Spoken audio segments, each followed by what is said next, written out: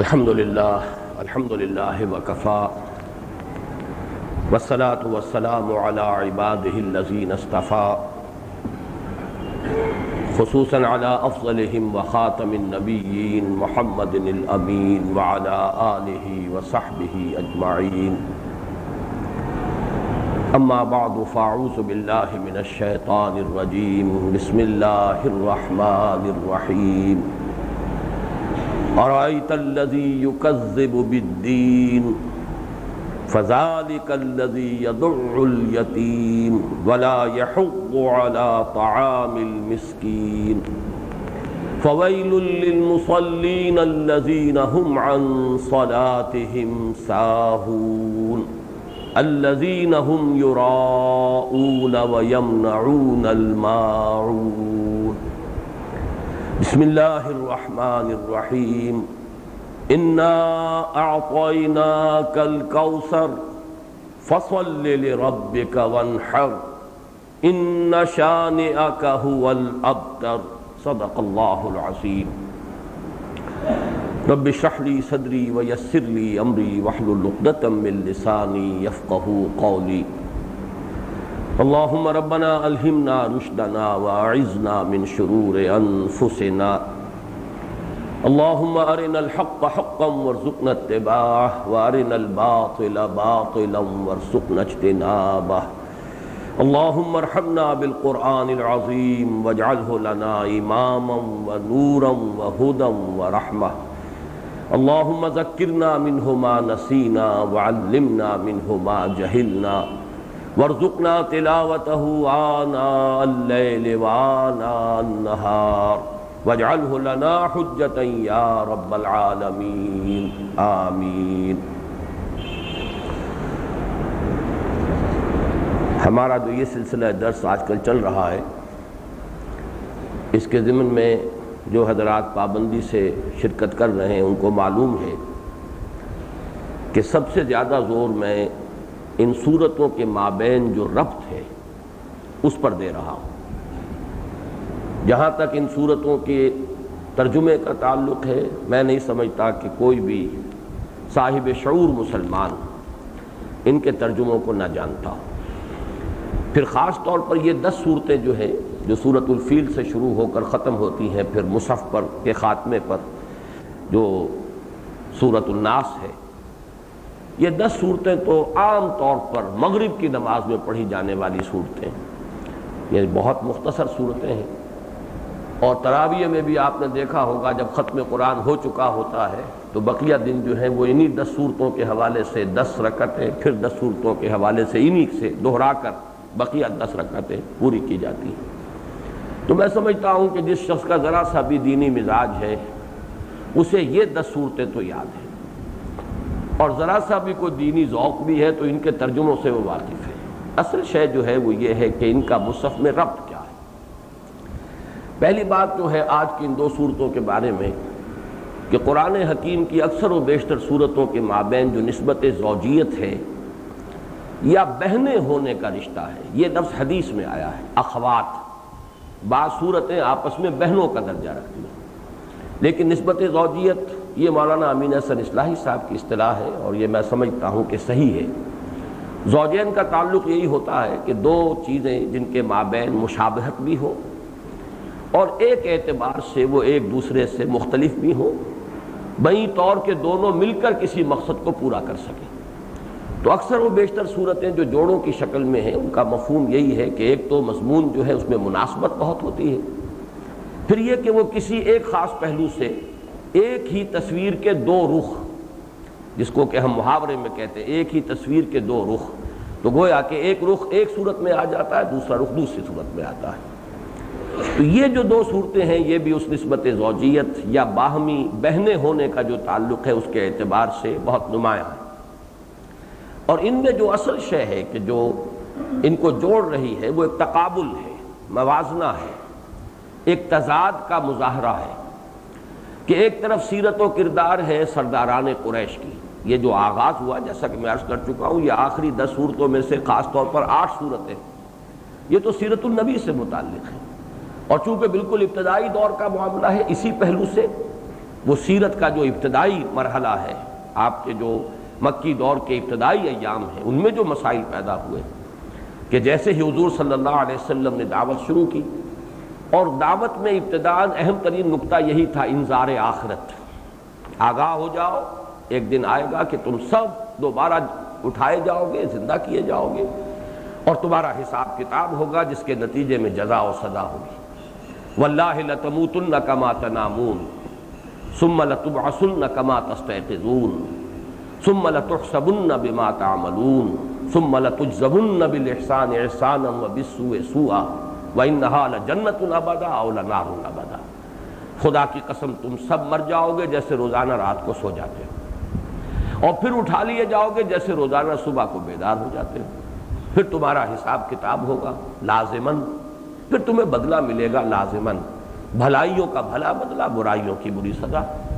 اور وہ بھلا بدلہ کیا ہے؟ وہ جنت ہے ہمیشہ ہمیشہ کے لیے، اور بری سزا کیا ہے؟ جہنم ہے ہمیشہ ہمیشہ کے لیے۔ تو جب یہ دعوت شروع ہوئی تو ایک دم کھلبلی بچ گئی۔ ایک یوں سمجھیے کہ وہ بجلی کا کڑکا تھا یا صوت ہادی، عرب کی زمین جس نے ساری ہلا دی، تو مکے کی سرزمین تو فوراً ہل گئی، یہ کیا کہہ رہے ہیں محمد صلی اللہ علیہ وسلم۔ اور سب سے پہلے مخالفین نے اسی جزا و سزا کا انکار کیا۔ یہ نوٹ کر لیجئے کہ حضور کی دعوت میں توحید بھی تدریجاً بعد میں اس کے پہلو نمایاں ہونے شروع ہوئے۔ بنیادی اور ابتدائی نقطہ انذار آخرت کا ہے، جس سے وہ ہلچل مچی ہے۔ عما يتساءلون عن النبأ العظیم الذی هم فیہ مختلفون کلا سیعلمون ثم کلا سیعلمون۔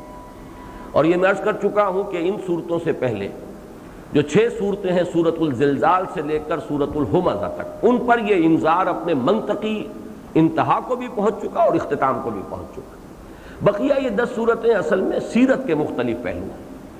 ان سیرت کے مختلف پہلوؤں میں جیسا کہ میں نے عرض کیا کہ جو ایک فضا پیدا ہو گئی مکے میں، ایک طرف مکذبین ہیں، جھٹلا رہے ہیں، نہیں ہے ہاتھ لما توعدون، انہونی بات ہے جو محمد کر رہے ہیں۔ اذا متنا وکنا ترابا، جب ہم مر جائیں گے مٹی ہو جائیں گے پھر اٹھا لیے جائیں گے۔ انا لمبعوثون اب آباؤنا الاولون، کیا ہمیں اٹھا لیا جائے گا اور ہمیں پچھلے آباء و اجداد کو جنہیں مرے کھپے ہوئے بھی سینکڑوں برس بیت گئے وہ بھی اٹھا لیے جائیں گے؟ انہونی بات ہے، ناممکن ہے۔ یہ تو صرف ایک دھوس یہ جما رہے ہیں، کوئی حقیقت اس کی نہیں۔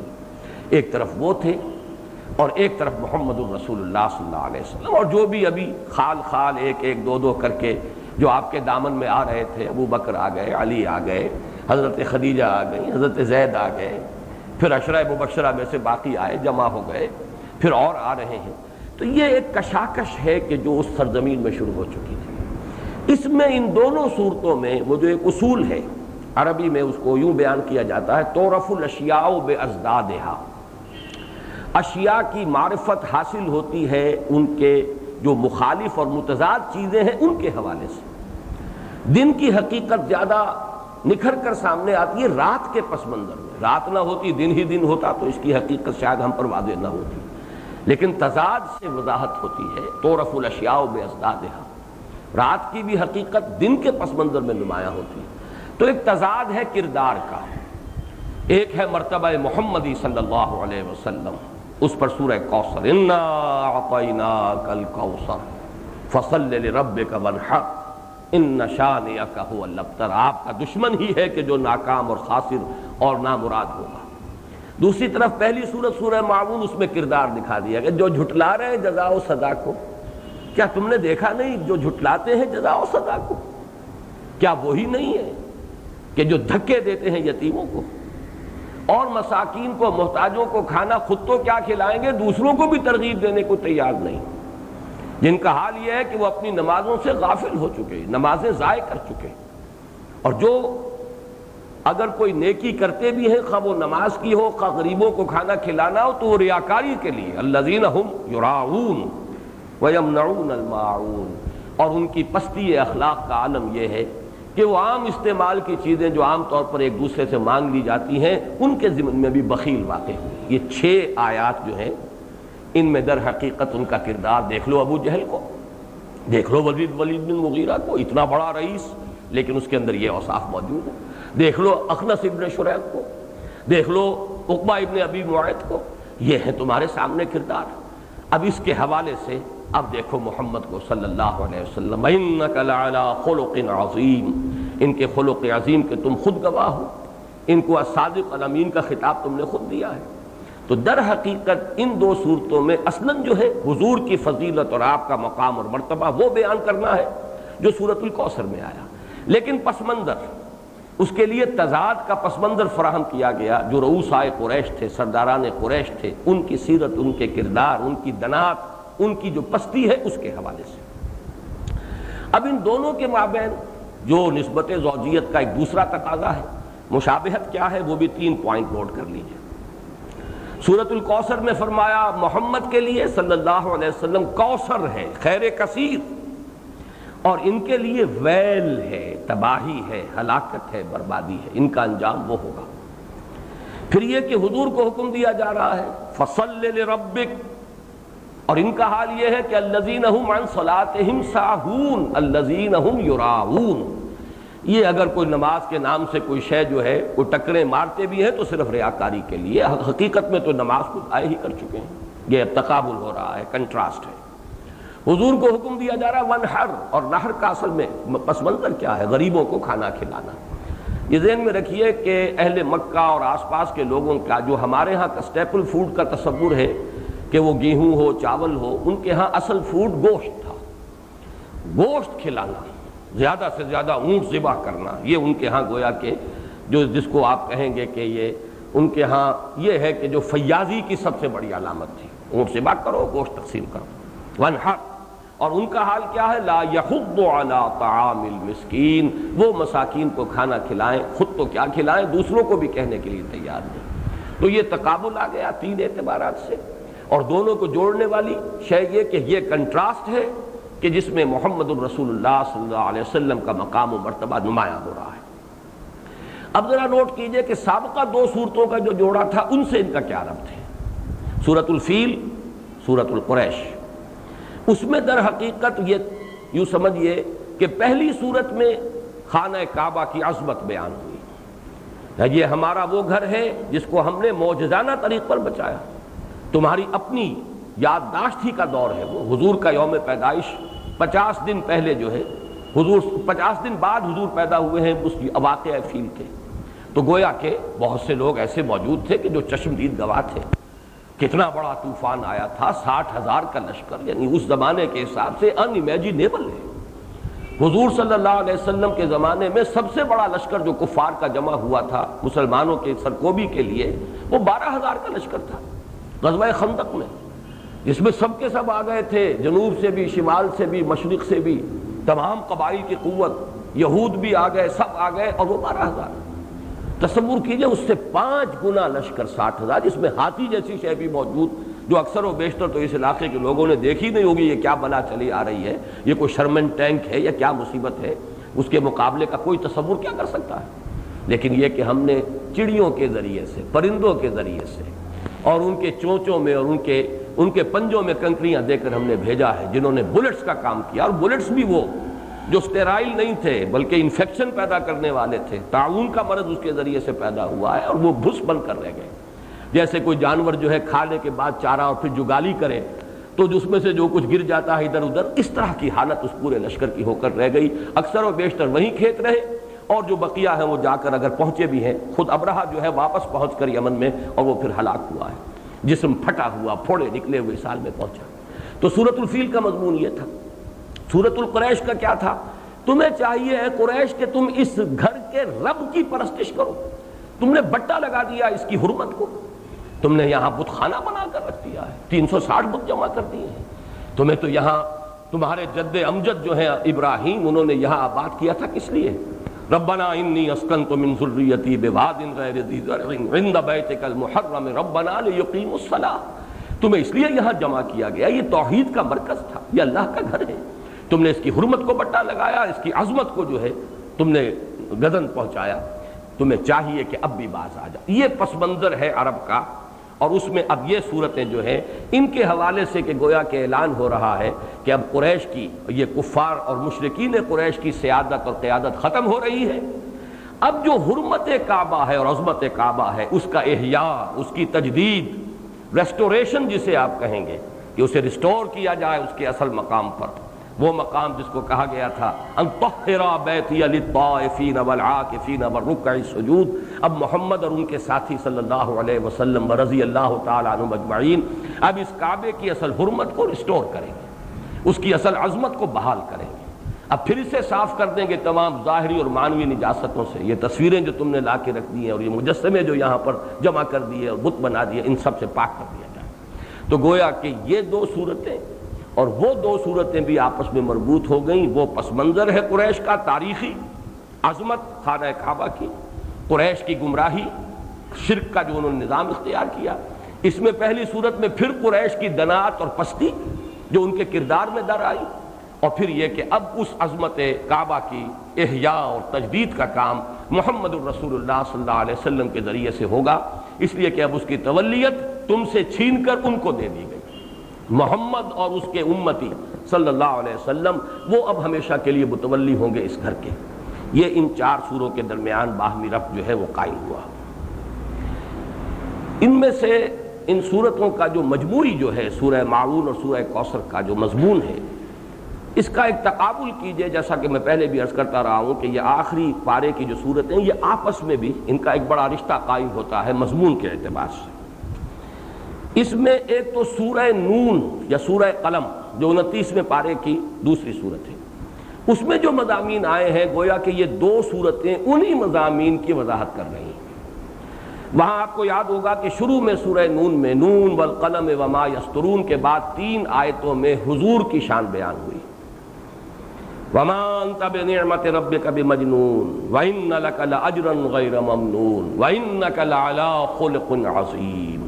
اور اس کے مقابلے میں آگے چل کر آیا سرداران قریش، اور یہ میں بیان کر چکا ہوں اکثر کے نزدیک وہاں ولید بن مغیرہ کا کردار ہے، بعض کے نزدیک اخنس ابن شریح کا ہے۔ وَلَا تُطِعْ كُلَّ حَلَّافٍ مَّهِينٍ هَمَّازٍ مَّشَّاءٍ بِنَمِيمٍ مَّنَّاعٍ لِّلْخَيْرِ مُعْتَدٍ أَثِيمٍ عُتُلٍّ بَعْدَ ذَلِكَ زَنِيمٍ أَن كَانَ ذَا مَالٍ وَبَنِينَ إِذَا تُتْلَىٰ عَلَيْهِ آيَاتُنَا قَالَ أَسَاطِيرُ الْأَوَّلِينَ سَنَسِمُهُ عَلَى الْخُرْطُمِ۔ وہ کنٹراسٹ ایک ہی صورت میں ابتدائی 16 آیتوں میں سے پہلے 3 آیتوں میں حضور کا مقام اور اس کے بعد جو ہے مفصل جو ہے کنٹراسٹ بیان کیا گیا ہے جو حضور کے مخالفین تھے۔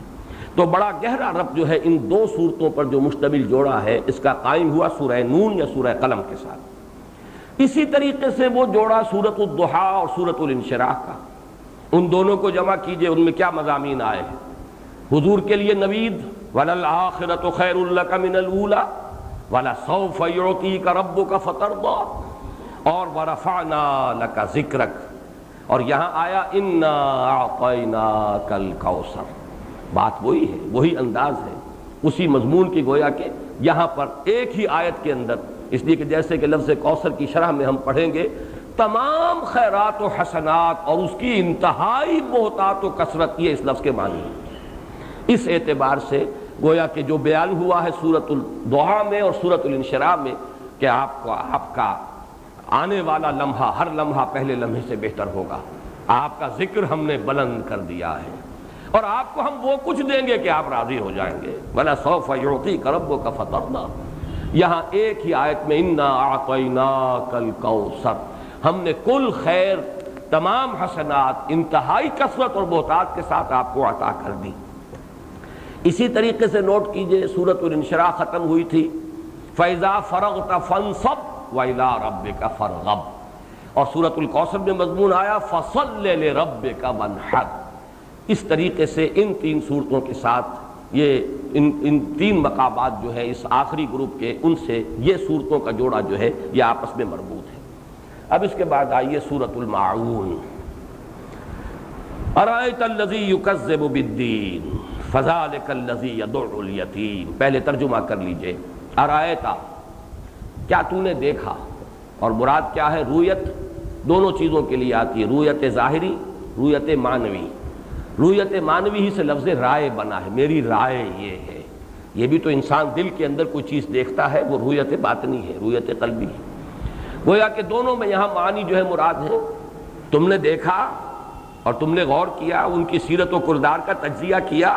ارایت الذی یکذب بالدین، جو جھٹلا رہا ہے دین کو، جزا و سزا کا منکر ہے. وضاحت میں بعد میں کروں گا، اب اسے ترجمہ کر لیجیے. فَذَلِكَ الَّذِي يَدْعُو الْيَتِيمَ. اب ذرا غور کرو، وہی تو ہے جو یتیموں کو دھتکارتا ہے. وَلَا يَحُضُّ عَلَىٰ طَعَامِ الْمِسْكِينِ، اور محتاجوں مسکینوں بھوکوں کو کھانا کھلانے پر کسی دوسرے کو بھی ترغیب دینے کے لیے آمادہ نہیں. فَوَيْلٌ لِّلْمُصَلِّينَ، تو ہلاکت اور بربادی اور تباہی ہے ان نمازیوں کے لیے. المصلین یا تو یہ کہ الذین ہم یراؤون کے ساتھ جوڑا جائے گا، یا یہ کہ خاص طور پر معہود ذہنی کے اعتبار سے وہ جو اس وقت قریش نے نماز قائم کیا ہوا تھا، نظام قائم کیا ہوا تھا نماز کا. الذین ہم عن صلاتہم ساہون، جو اپنی نمازوں سے بالکل غافل، اس کی حقیقت سے غافل، اس کے مقصد سے غافل، پھر نمازوں کے تارک جو چھوڑ چکے ہیں اس کو. الذین ہم یراؤون، کوئی خیر کوئی نیکی اگر ہے بھی تو ریاکاری کی، ریا اور سمعہ، دکھاوے کے لیے، بڑائی کے لیے. سخاوت کے اگر کوئی دریا بہاتے ہیں کبھی تو اس میں بھی سوائے اس کے کہ اپنی اظہار ہے اور اپنی شخصیت کا جو ترفع ہے کرنا چاہتے ہیں لوگوں کی نگاہوں میں کہ ڈنکے بج جائیں ان کی سخاوت کے. وَيَمْنَعُونَ الْمَاعُونَ، اور حقیقت یہ ہے کہ ان کا کردار اتنا پست ہے. معاون حقیر سی چیز جو عام طور پر بھی گھروں میں ایک دوسرے سے لے کر استعمال کر لی جاتی ہے، اس کو بھی وہ دینے پر آمادہ نہیں، روک کر رکھتے ہیں. اس سورہ مبارکہ کا خاص طور پر تعلق مضمون کے اعتبار سے بحیثیت مجموعی جڑتا ہے 3 صورتوں سے. سورۃ العلق کی 3 آیات آپ کو یاد ہوگا، میں نے عرض کیا تھا آیت نمبر 6، 7 اور 8. ایمان بالآخرت کے موضوع پر جہاں تک فلسفے کا تعلق ہے وہ 3 آیتیں بہت اہم ہیں، بڑی بنیادی ہیں، بہت جامع ہیں. کلا ان الانسان لیطغی، کوئی نہیں، یہ واقعہ ہے، حقیقت ہے، انسان سرکشی پر، تعدی پر، ظلم پر آمادہ ہو ہی جاتا ہے. کیوں ہو جاتا ہے؟ الراہ استغنا، دیکھتا ہے اپنے تئیں آزاد، کوئی پکڑ نہیں. میں نے جھوٹ بولا، زبان پر چھالا بھی نہیں پڑا، کچھ بھی نہیں ہوا، جھوٹ بول دیا میں نے جھوٹا حلف اٹھا لیا، کچھ نہیں ہوا، نہ میرا ہاتھ ٹوٹا، نہ میرے پہ کوئی اور شامت آئی. حرام کھایا میں نے، خوب کھایا، رچ گیا، پچ گیا، جسم کا جز بن گیا، دنیا میں عزت ہو گئی. میں نے یتیم کا مال تک ہڑپ کر لیا، میرے پیٹ میں کوئی تکلیف تک نہیں ہوئی. یہ ہے استغنا، کہ اس دنیا میں جو مورل لا ہے، اخلاقی قانون، وہ نافذ نہیں ہے. اس کے تو نتائج نکلیں گے آخرت میں. اگر کوئی نکلتا بھی ہے تو بہت جزوی، محدود سا نتیجہ نکل آتا ہے. ٹھیک ہے، بہت کوئی بدکاری ہو رہی ہے، سفلس ہو جائے گی یا کچھ اور گنوریا ہو جائے گا، لیکن یہ بھی سب کو نہیں، پھر اس کا بھی علاج ہو جائے گا، اس کے بھی پھر بڑے جو ہے پیشگی اہتمام بھی ہو جائیں گے، اور بچاؤ کے ٹیکے بھی اور بچاؤ کا سامان ہو جائے گا. اصل جو سزا ہے وہ تو وہاں ملنی ہے. دارالجزا وہ ہے، یہ دارالامتحان ہے. تو دارالامتحان میں تو پھر آزادی ملتی ہے. تو جب انسان اپنے آپ کو آزاد دیکھتا ہے تو سرکش ہو جاتا ہے. اس کا علاج کیا ہوگا؟ ان الی ربک الرجعی، یقیناً تیرے رب کی طرف لوٹنا ہے. یہ یقین اگر دل میں قائم ہو جائے تو گویا کہ سیلف سینسر ہو جائے گا انسان کے اپنے باطن میں. یہ کرنا چاہیے، یہ نہیں کرنا چاہیے، جواب دہی کرنی ہے، رب کے حضور میں جانا ہے، کھڑے ہونا ہے. اما من خاف مقام ربہ ونہى النفس عن الہوى، پھر تو آدمی اپنی خواہش نفس کی لگام جو ہے وہ کھینچ کر رکھے گا. یہ فلسفہ 3 آیتوں میں ایمان بالآخرت کے لیے جو عقلی استدلال ہے. اسی کو دیکھیے کہ اس سورہ مبارکہ میں ایک ریورس آرڈر میں وہی بات آ رہی ہے. جو بھی آخرت کا منکر ہے اس کے اندر اخلاق کی پستی لازماً آ کر رہے گی. کوئی خیر اور نیکی ہوگی، ریاکاری کی ہوگی، دکھاوے کے لیے ہوگی، اس لیے کہ آخرت پر تو ایمان نہیں، اللہ کی رضا کے لیے تو کر نہیں رہا، اخروی ثواب کے لیے تو نہیں کر رہا.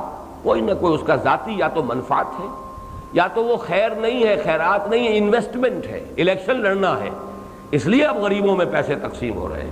تو سب جانتے ہیں کہ یہ در حقیقت اس وقت کی خیرات جو ہے وہ تو اس کی ایک انویسٹمنٹ ہے، یہ کوئی خیرات تو نہیں. یا یہ ہے کہ کوئی شہرت حاصل کرنی ہے، فاؤنڈیشنز قائم کر کے سرکار دربار میں رسائی حاصل کرنی ہے، بڑے بڑے چندے دے کر وہ عہدے لینے ہیں، خطابات لینے ہیں. ورنہ یہ کہ پستی جو ہے کردار کی وہ لازمی اور منطقی نتیجہ ہے اگر انسان آخرت کا انکار کرے گا. یہ مضمون گویا کہ وہی سورہ علق والا مضمون ہے. پھر سورہ مطففین کے ساتھ اس کا ربط قائم ہوتا ہے، وہاں بھی یہی بات ہے. وہاں بھی اخلاق کی پستی کی ایک بڑی ہی حقیر سی مثال دی گئی. وَيْلٌ لِّلْمُطَفِّفِينَ الَّذِينَ إِذَا اكْتَالُوا عَلَى النَّاسِ يَسْتَوْفُونَ وَإِذَا كَالُوهُمْ أَوْ وَزَنُوهُمْ يُخْسِرُونَ. ہلاکت ہے، بربادی ہے ان کمی کرنے والوں کے لیے جو ناپ تول میں کمی کرتے ہیں، ڈنڈی مارتے ہیں۔ اور تف کہتے ہیں طا فا فا، بڑی حقیر شے کو۔ ڈنڈی مار کے آدمی نے کتنا نفع حاصل کر لینا ہے، شیر کی بجائے 15 چٹاک تول دے گا، بہت ہی حقیر۔ لیکن ایمان بیچ دیا اس نے، ظاہر کر دیا اس نے کہ اس کو ایمان نہیں ہے، نہ اسے یقین ہے کہ کوئی دیکھنے والی آنکھ ہے جو دیکھ رہی ہے، خریدار نے تو نہیں دیکھا، اللہ تو دیکھ رہا ہے۔ اسی طریقے سے اسے یقین نہیں ہے کہ آخرت میں حاضر ہونا، جواب دہی کرنی ہے۔ اسی لیے فرمایا ویل للمطففین الذین اذا اکتالوا علی الناس یستوفون واذا کالوہم او وزنوہم یخسرون الا یظن اولئک انہم مبعوثون لیوم عظیم یوم یقوم الناس لرب العالمین۔ یہ سب کچھ اسی لیے ہو رہا ہے کہ اسے یہ گمان نہیں ہے، یقین نہیں ہے کہ اسے اٹھایا جائے گا اس بڑے دن، جس دن کہ اسے اپنے رب کے حضور میں مواخذے اور محاسبے کے لیے کھڑے ہونا ہو۔ تو وہاں ترتیب کیا تھی؟ اخلاقی دناعت کا ذکر پہلے، اور تشخیص کر دی گئی کہ اس کا سبب کیا ہے؟ آخرت کا انکار۔ یہاں آخرت کے انکار سے بات شروع ہوئی، ارایت الذی یکذب بالدین، اور اس کا نتیجہ ظاہر کر دیا۔ اس کا نتیجہ ہے اخلاق کی پستی اور دناعت۔ فذلک الذی یدعو الیتیم ولا یحض علی طعام المسکین فویل للمصلین الذین هم عن صلاتهم ساہون الذین هم یراؤون ویمنعون الماعون۔ اور تیسری صورت جس سے تو ایسا محسوس ہوتا ہے کہ جیسے ایک سوال جو اختتام پر آیا ہے سورۃ التین کے، سورۃ التین کے آخر میں فما یکذبک بعد بالدین الیس اللہ باحکم الحاکمین، پھر کون ہے یا کیا ہے جو تمہیں جزا و سزا کے انکار پر آمادہ کرتا ہے؟ کیا اللہ تمام حاکموں سے بڑا حاکم نہیں ہے؟ یہ جو سوال ہے جس پر ختم ہوئی سورۃ التین، گویا کہ اس کا جواب ارایت الذی یکذب بالدین، دیکھا تم نے جو جزا و سزا کا انکار کرتے ہیں، ذرا ان کے کردار کا مشاہدہ کر لو، ان کی شخصیتیں خود بول رہی ہیں، کتنی بودی شخصیتوں کی یہ لوگ حامل ہیں۔ تو ان تین صورتوں کے ساتھ ان کا ایک خصوصی ربط ہوا۔ اب آئیے اس میں جو چند الفاظ آئے ہیں ان پر ہم ذرا تفصیل سے غور کریں۔ ارایت الذی یکذب بالدین، رویت میں دو بیان کر چکا، رویت بصری آنکھ سے دیکھنا، رویت قلبی دل سے دیکھنا کسی چیز کی حقیقت کو۔ اہل نظر ذوق نظر خوب ہے، لیکن جو شے کی حقیقت کو نہ دیکھے وہ نظر کیا؟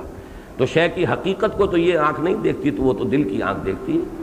جیسے کہ حضور کی دعا ہے رب ارنی حقیقت الاشیاء کما ہی، اے اللہ مجھے تو اشیاء کی حقیقت دکھا۔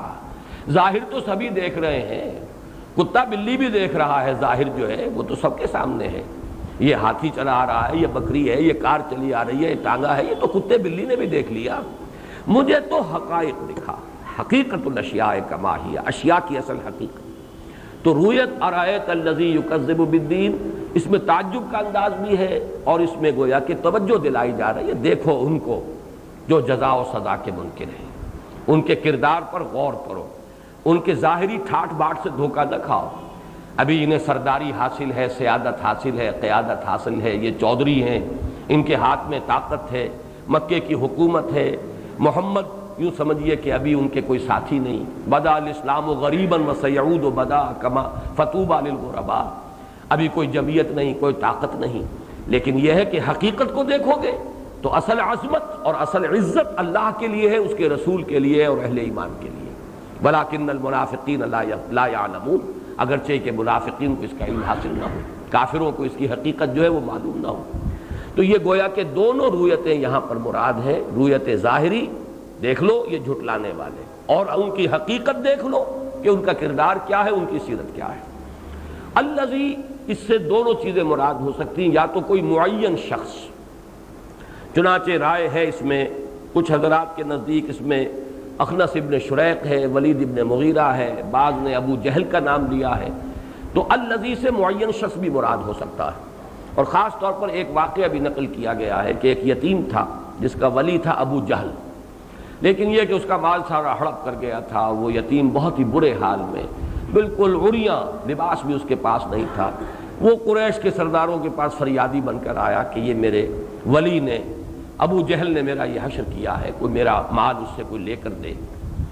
تو سب نے استہزاءً حضور کی طرف اشارہ کر دیا، تماشا دیکھنا چاہتے تھے ذرا کہ یہ کیا ہو، کہ وہ ہے، وہ دلا سکتے ہیں تمہارا حق ابو جہل سے، ہم تو نہیں دلا سکتے، ہماری تو اس کے سامنے پیش نہیں جاتی، ہاں وہ ہے۔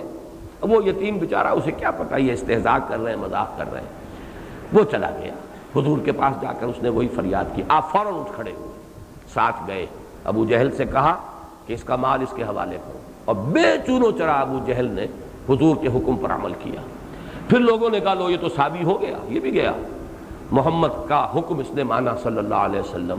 اس نے آ کر کہا کہ مجھے تو ایسا محسوس ہوتا تھا کہ میرے تکے بوٹی ہو جائیں گے اگر میں نے یہ کام نہ کیا، ایسی دہشت مجھ پر طاری ہوئی ہے، میں اس کے سوا کوئی چارہ کار نہیں تھا میرے لیے کہ میں ان کے حکم کی تعمیل کروں۔ بہرحال یہ معین اشخاص بھی ہو سکتے ہیں مراد، لیکن وہی جو اصول ہے تفسیر کا کہ الاعتبار لعموم اللفظ لا لخصوص السبب، اگر کسی شخص معین کے بارے میں یہ آیات نازل ہوئی بھی ہو تب بھی جو اس کے الفاظ کے اندر مضمون کا عموم ہے اس کو پیش نظر رکھنا چاہیے۔ تمام منکر جو ہیں آخرت کے، اگر ان کے کردار کا جائزہ لوگے تو وہ یہی ہوگا، یکذب بالدین، جو جھٹلاتے ہیں دین کو۔ یہ دین کیا ہے؟ اس کی لغوی اصل کچھ اور ہے، اصطلاحی مفہوم کچھ اور ہے۔ یہ بات آپ کے علم میں ہے کہ لغوی اور اصطلاحی مفاہیم میں بہت کافی فرق ہوتا ہے، اگرچہ کوئی نہ کوئی ربط و تعلق تو ہوگا۔ ایک زبان کا ایک لفظ ہے، اس زبان کے اندر اس لفظ کا اصل لغوی مفہوم کیا ہے، اس کی اصل کیا ہے، پھر یہ اس سے پک اپ کیا گیا، اس کو چوز کیا گیا اور کسی خاص سائنس کے لیے اس کو اصطلاح بنا دیا گیا، تب اس کی ڈیفینیشن ہوگی کہ اس لفظ سے مراد اس سائنس میں یہ ہے۔ اس اعتبار سے دین کا لفظ بھی ہے، اور دین ایک ہے اس کا تکمیلی مفہوم، اصطلاحی مفہوم۔ اگلی جو صورت آئے گی جو انشاءاللہ اب ہم جو غالباً 8 تاریخ کو ہم پڑھ سکیں گے، اس لیے کہ اگلے جمعے میں بھی میں یہاں نہیں ہوں، اگلا ہفتہ بھی نکل جائے گا، درس نہیں ہوگا۔ اب تو ستمبر کا جو پہلا جمعہ آئے گا وہ غالباً 6 کو ہے، تو 7 تاریخ کو انشاءاللہ 7 ستمبر کو ہم وہ صورت پڑھیں گے، سورۃ الکافرون۔ کافرون میں جو یہ لفظ آیا ہے دین،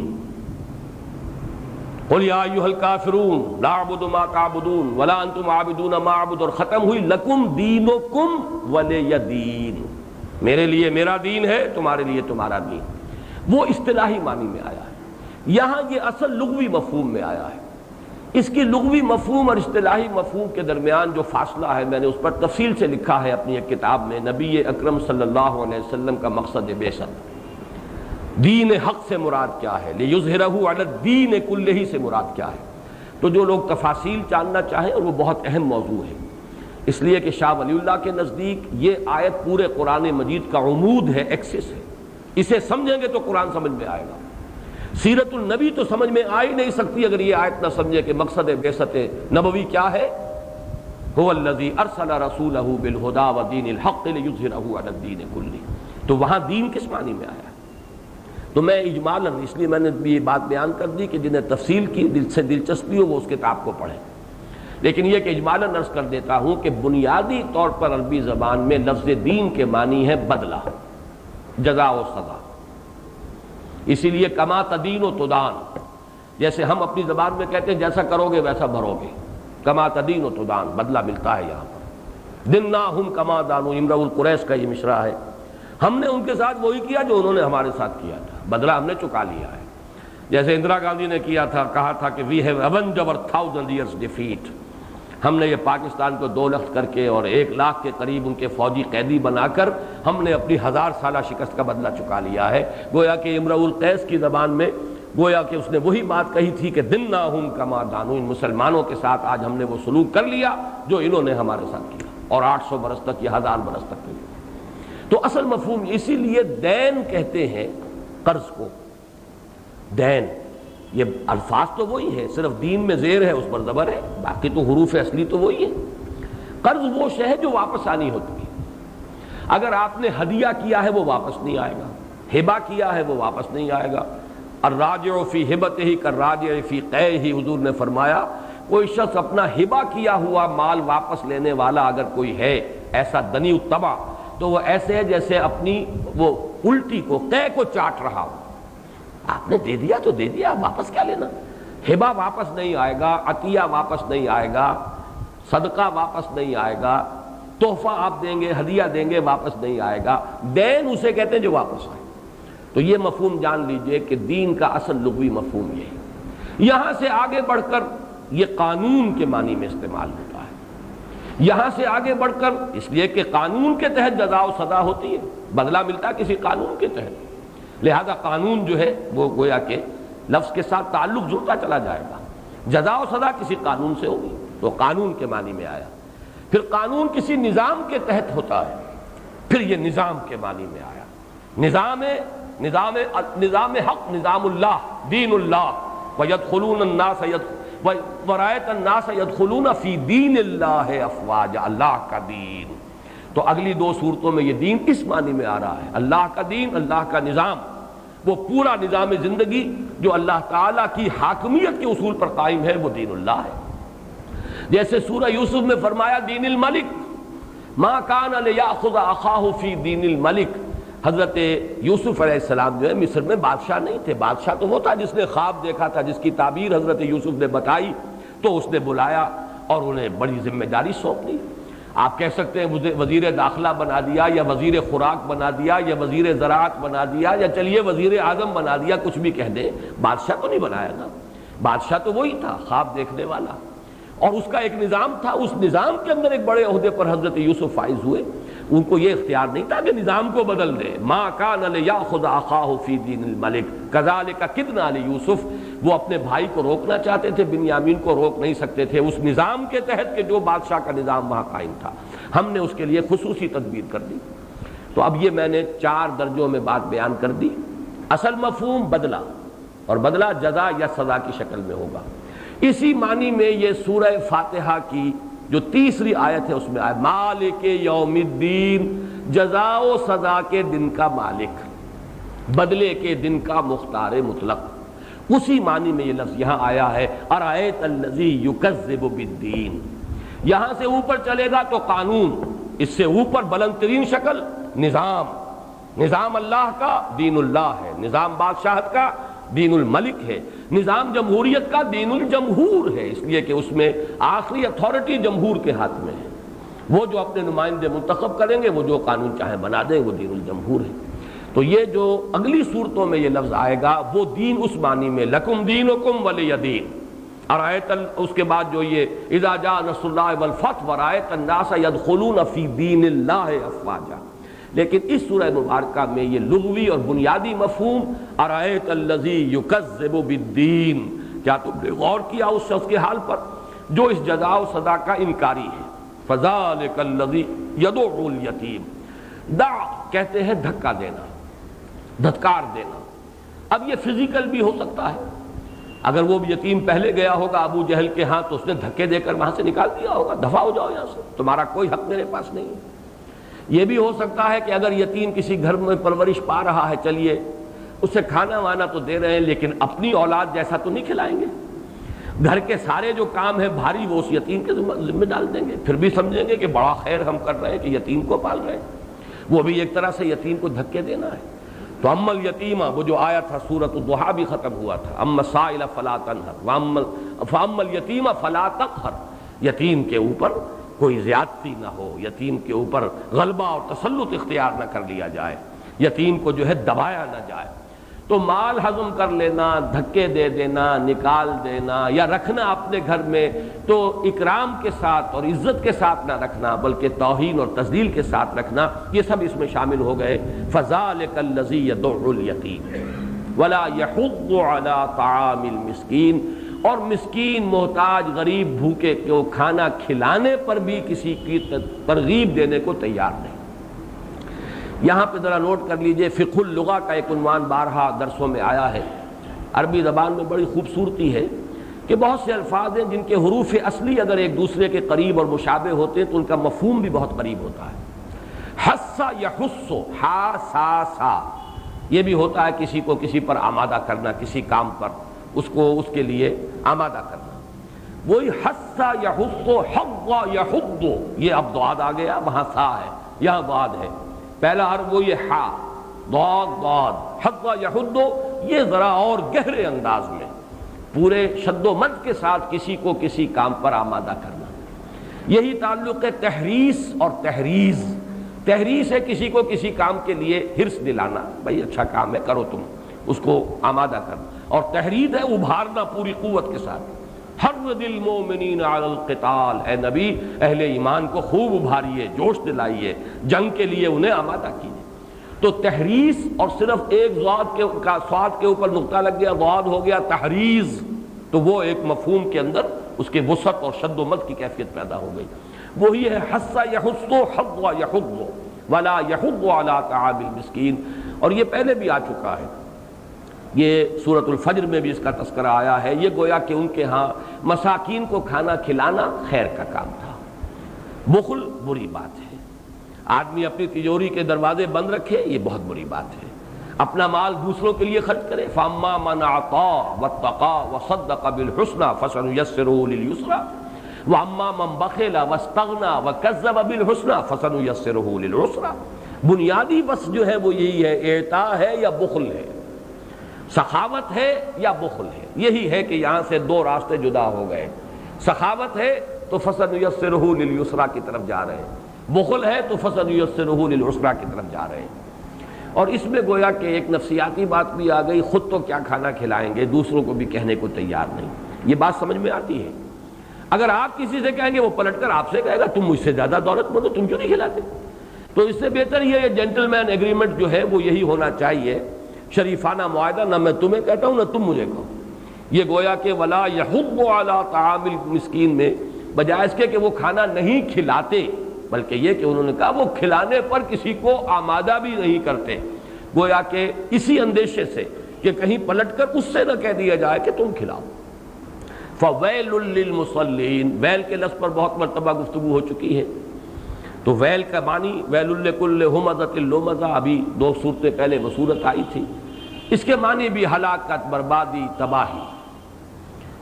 وے لکا، وے یہ ہے کلمہ کسی پر حسرت اور افسوس، اور لکا تیرے لیے، حسرت ہے تیرے لیے، تو یہ کاف اس میں سے نکل گیا، لفظ بن گیا ویل، ویل لکل ہمزۃ لمزہ، ویل للمصلین۔ تو اس کا اگرچہ بعض روایات میں آیا ہے کہ جہنم کی شدید ترین عذاب کی جو وادی ہے اس کا نام ویل ہے، جس سے جہنم خود پناہ مانگتی ہے، تو یہ بھی مراد ہو سکتا ہے۔ اور لغوی مفہوم کیا ہے؟ ہلاکت، بربادی، افسوس، تباہی ہے۔ فویل للمصلین، نمازیوں کے لیے۔ لیکن ظاہر بات ہے یہاں جوڑنا پڑے گا، اس کو یہاں پر رک جائیں گے تو یہ مفہوم جو ہے یہ خاصا تشویشناک بن جائے گا۔ نمازیوں کے لیے کیسے ہو جائے گا؟ فرمایا الذین هم عن صلاتهم ساہون، وہ نمازی، ان نمازیوں کے لیے ویل ہے، ہلاکت ہے، بربادی ہے، تباہی ہے، یا جہنم کی وہ وادی ہے کہ جس سے خود جہنم پناہ مانگتی ہے، کہ جو اپنی نمازوں سے غافل ہے۔ اب یہ ان 2 آیتوں میں صلاۃ کا لفظ آیا، مصلی صلاۃ سے ہے، اس میں فاعل، پھر آ گیا صلاتہم، ان کی نماز۔ اس صلاۃ کے معنی میں سمجھ لیجئے اس کا ایک لغوی مفہوم ہے، اس کے اندر کسی کی طرف متوجہ ہونا، عنایت، توجہ، صلاۃ۔ مناجات کے لیے بھی یہ لفظ آتا ہے، سرگوشی کرنا۔ تاپنے کے لیے بھی آتا ہے، فَسَيَصْلَىٰ سَعِيرًا، صلاح یصلا کا مفہوم جو ہے آگ تاپنا، یہ ہے اس کے لغوی مفہوم۔ اصطلاحی مفہوم کیا ہے؟ اللہ کی طرف انابت، توجہ، اللہ سے ہم کلام ہونا۔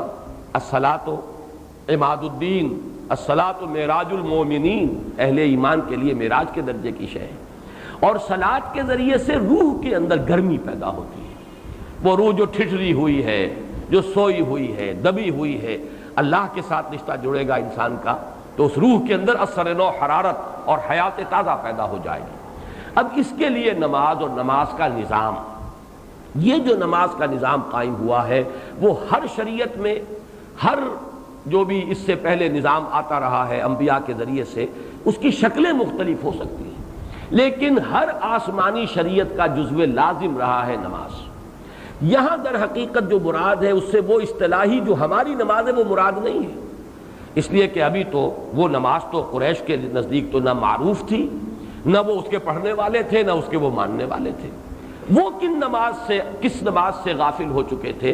وہ در حقیقت وہ نظام تھا جو حضرت ابراہیم اور ان کے صاحبزادے خاص طور پر حضرت اسماعیل علیہ السلام نے قائم کیا۔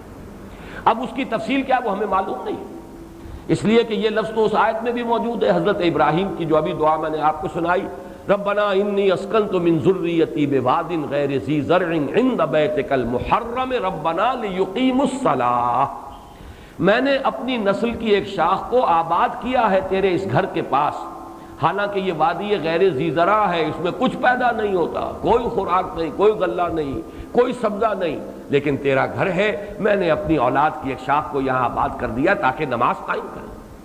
تو یہ نماز کوئی نہ کوئی تو تھی، اگرچہ وہ نماز اس طرح کی نہیں تھی جیسی کہ نماز ہمیں عطا ہوئی ہے محمد الرسول اللہ صلی اللہ علیہ وسلم کے ذریعے کہ صلو کما رأیتمونی اصلی، نماز پڑھا کرو جیسے مجھے دیکھتے ہو کہ میں نماز پڑھتا ہوں، یہ نظام جدا ہے۔ اس کے بعد حضرت سورہ مریم میں حضرت اسماعیل کے لیے آیا ہے وَكَانَ يَأْمُرُ أَهْلَهُ بِالصَّلَاةِ وَالزَّكَاةِ وَكَانَ عِندَ رَبِّهِ مَرْضِيًّا، وہ اپنے گھر والوں کو، اپنے آل اولاد کو، اپنے اہل و عیال کو نماز اور زکوٰۃ کا حکم دیتے تھے۔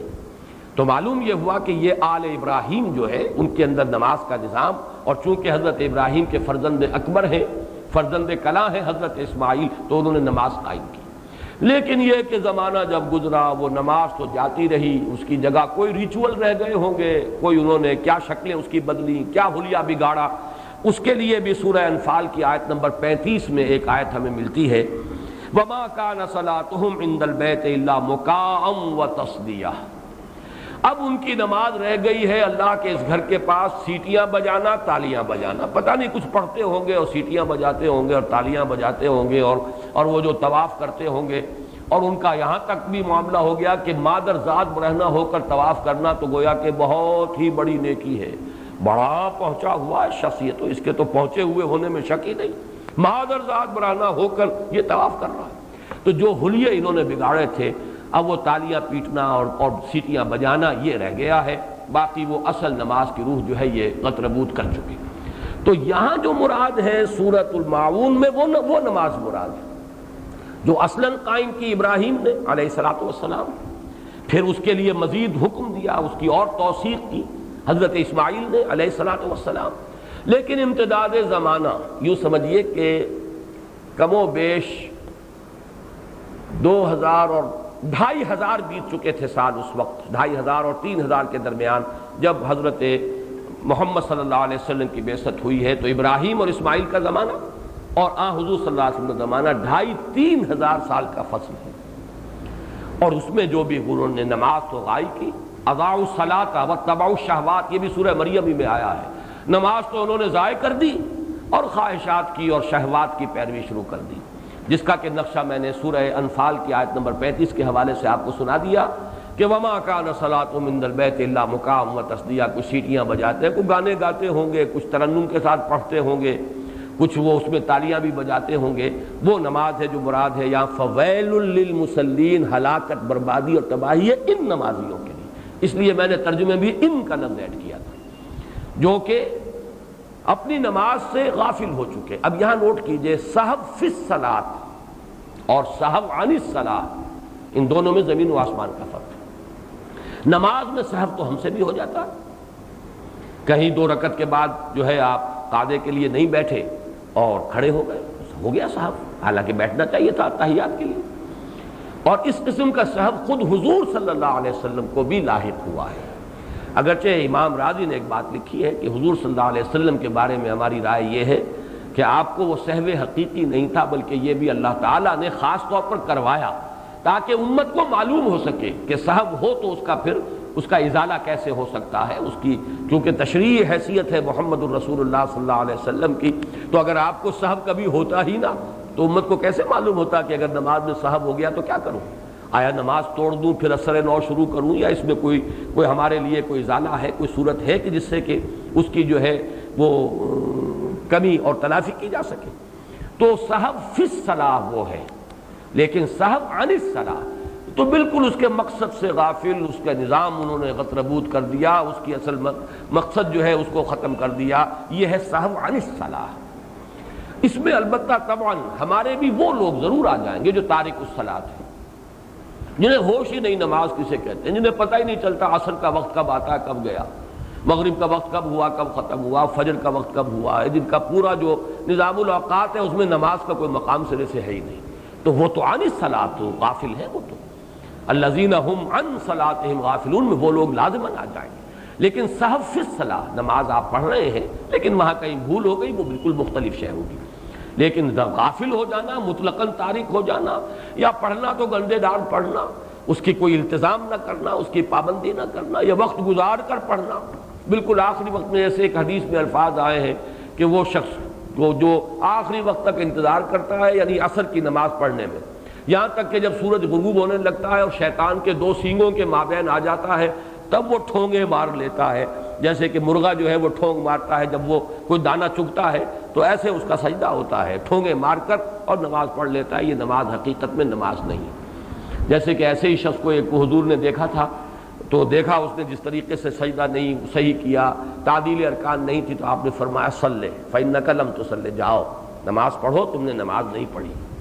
اس غریب کو پتہ نہیں تھا، ایسی نماز کہیں سیکھی ہوگی، کوئی بدوی اعرابی ہوگا، وہ پھر آیا، اس نے پھر ویسی نماز پڑھ دی. حضور نے پھر دیکھا، پھر فرمایا صلی فإنک لم تصلی، یہ نماز نہیں پڑھی تم نے، جاؤ نماز پڑھو. تیسری مرتبہ پھر یہی ہوا. پھر اس نے آخر ہاتھ جوڑ دیا کہ حضور مجھے بتائیں کیسے نماز پڑھوں. تب آپ نے وضاحت کی کہ یہ ہے ہر رکن کو صحیح صحیح ادا کرو، سکون کے ساتھ، وقار کے ساتھ. سجدے میں جاؤ تو جب تک تمہاری کمر سیدھی نہ ہو جائے، یا پرسکون نہ ہو جاؤ، اٹھنا نہیں ہے، بیٹھنا ہے تو پھر کمر سیدھی ہو جائے، بالکل سکون کی کیفیت آ جائے، پھر جو ہے دوسرا سجدہ ہوگا. اسی طرح رکوع کا معاملہ ہے، رکوع سے اٹھنے کا معاملہ ہے. بہرحال وہ ہے ہماری نماز کا معاملہ.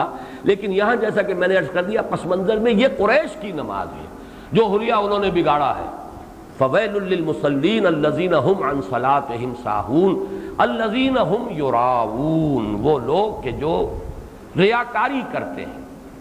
اب یہ جو لفظ ہے یہاں پر، یہ بھی دونوں مفہوم دے سکتا ہے. ایک تو یہ کہ اس سے ہٹا دیجئے، پچھلی آیت سے منقطع کر دیجئے، تو ریاکاری ہر کام میں ہو سکتی ہے، اور ریاکاری جو ہے ہر خیر کو ختم کر دینے والی شے ہے، بدنیتی. جیسے کہ زیرو سے بڑی رقم ضرب کھائے گی، زیرو ہو جائے گی. ریاکاری وہ زیرو ہے کہ بڑا سا بڑا نیکی کا عمل زیرو ہو جاتا ہے، اس کی کوئی حیثیت نہیں رہتی میزان کے اندر.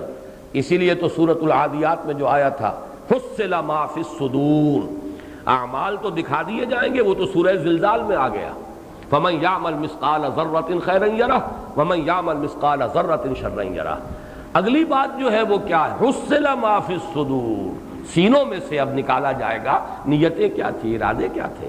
اللہ کے لیے نماز پڑھی تھی، جیسے کہ اگلی صورت میں آ رہا ہے فصلی لربک، اپنے رب کے لیے، صرف اسی کی خوشنودی کے لیے نماز پڑھیں. یہاں جو ہے الذین هم یراؤون، تو یہ ریاکاری ہر عمل میں ہو سکتی ہے. جیسے ایک حدیث جو ہے بڑی لرزا دینے والی ہے، من صلی یرائی فقد اشرکا ومن صام یرائی فقد اشرکا ومن تصدق یرائی فقد اشرکا. جس نے دکھاوے کے لیے نماز پڑھی وہ شرک کر چکا، شرک کیا اس نے. جس نے صدقہ خیرات کیا دکھاوے کے لیے، ریاکاری کے لیے، وہ شرک کر چکا. جس نے روزہ رکھا ریاکاری کے طور پر، وہ شرک کر چکا.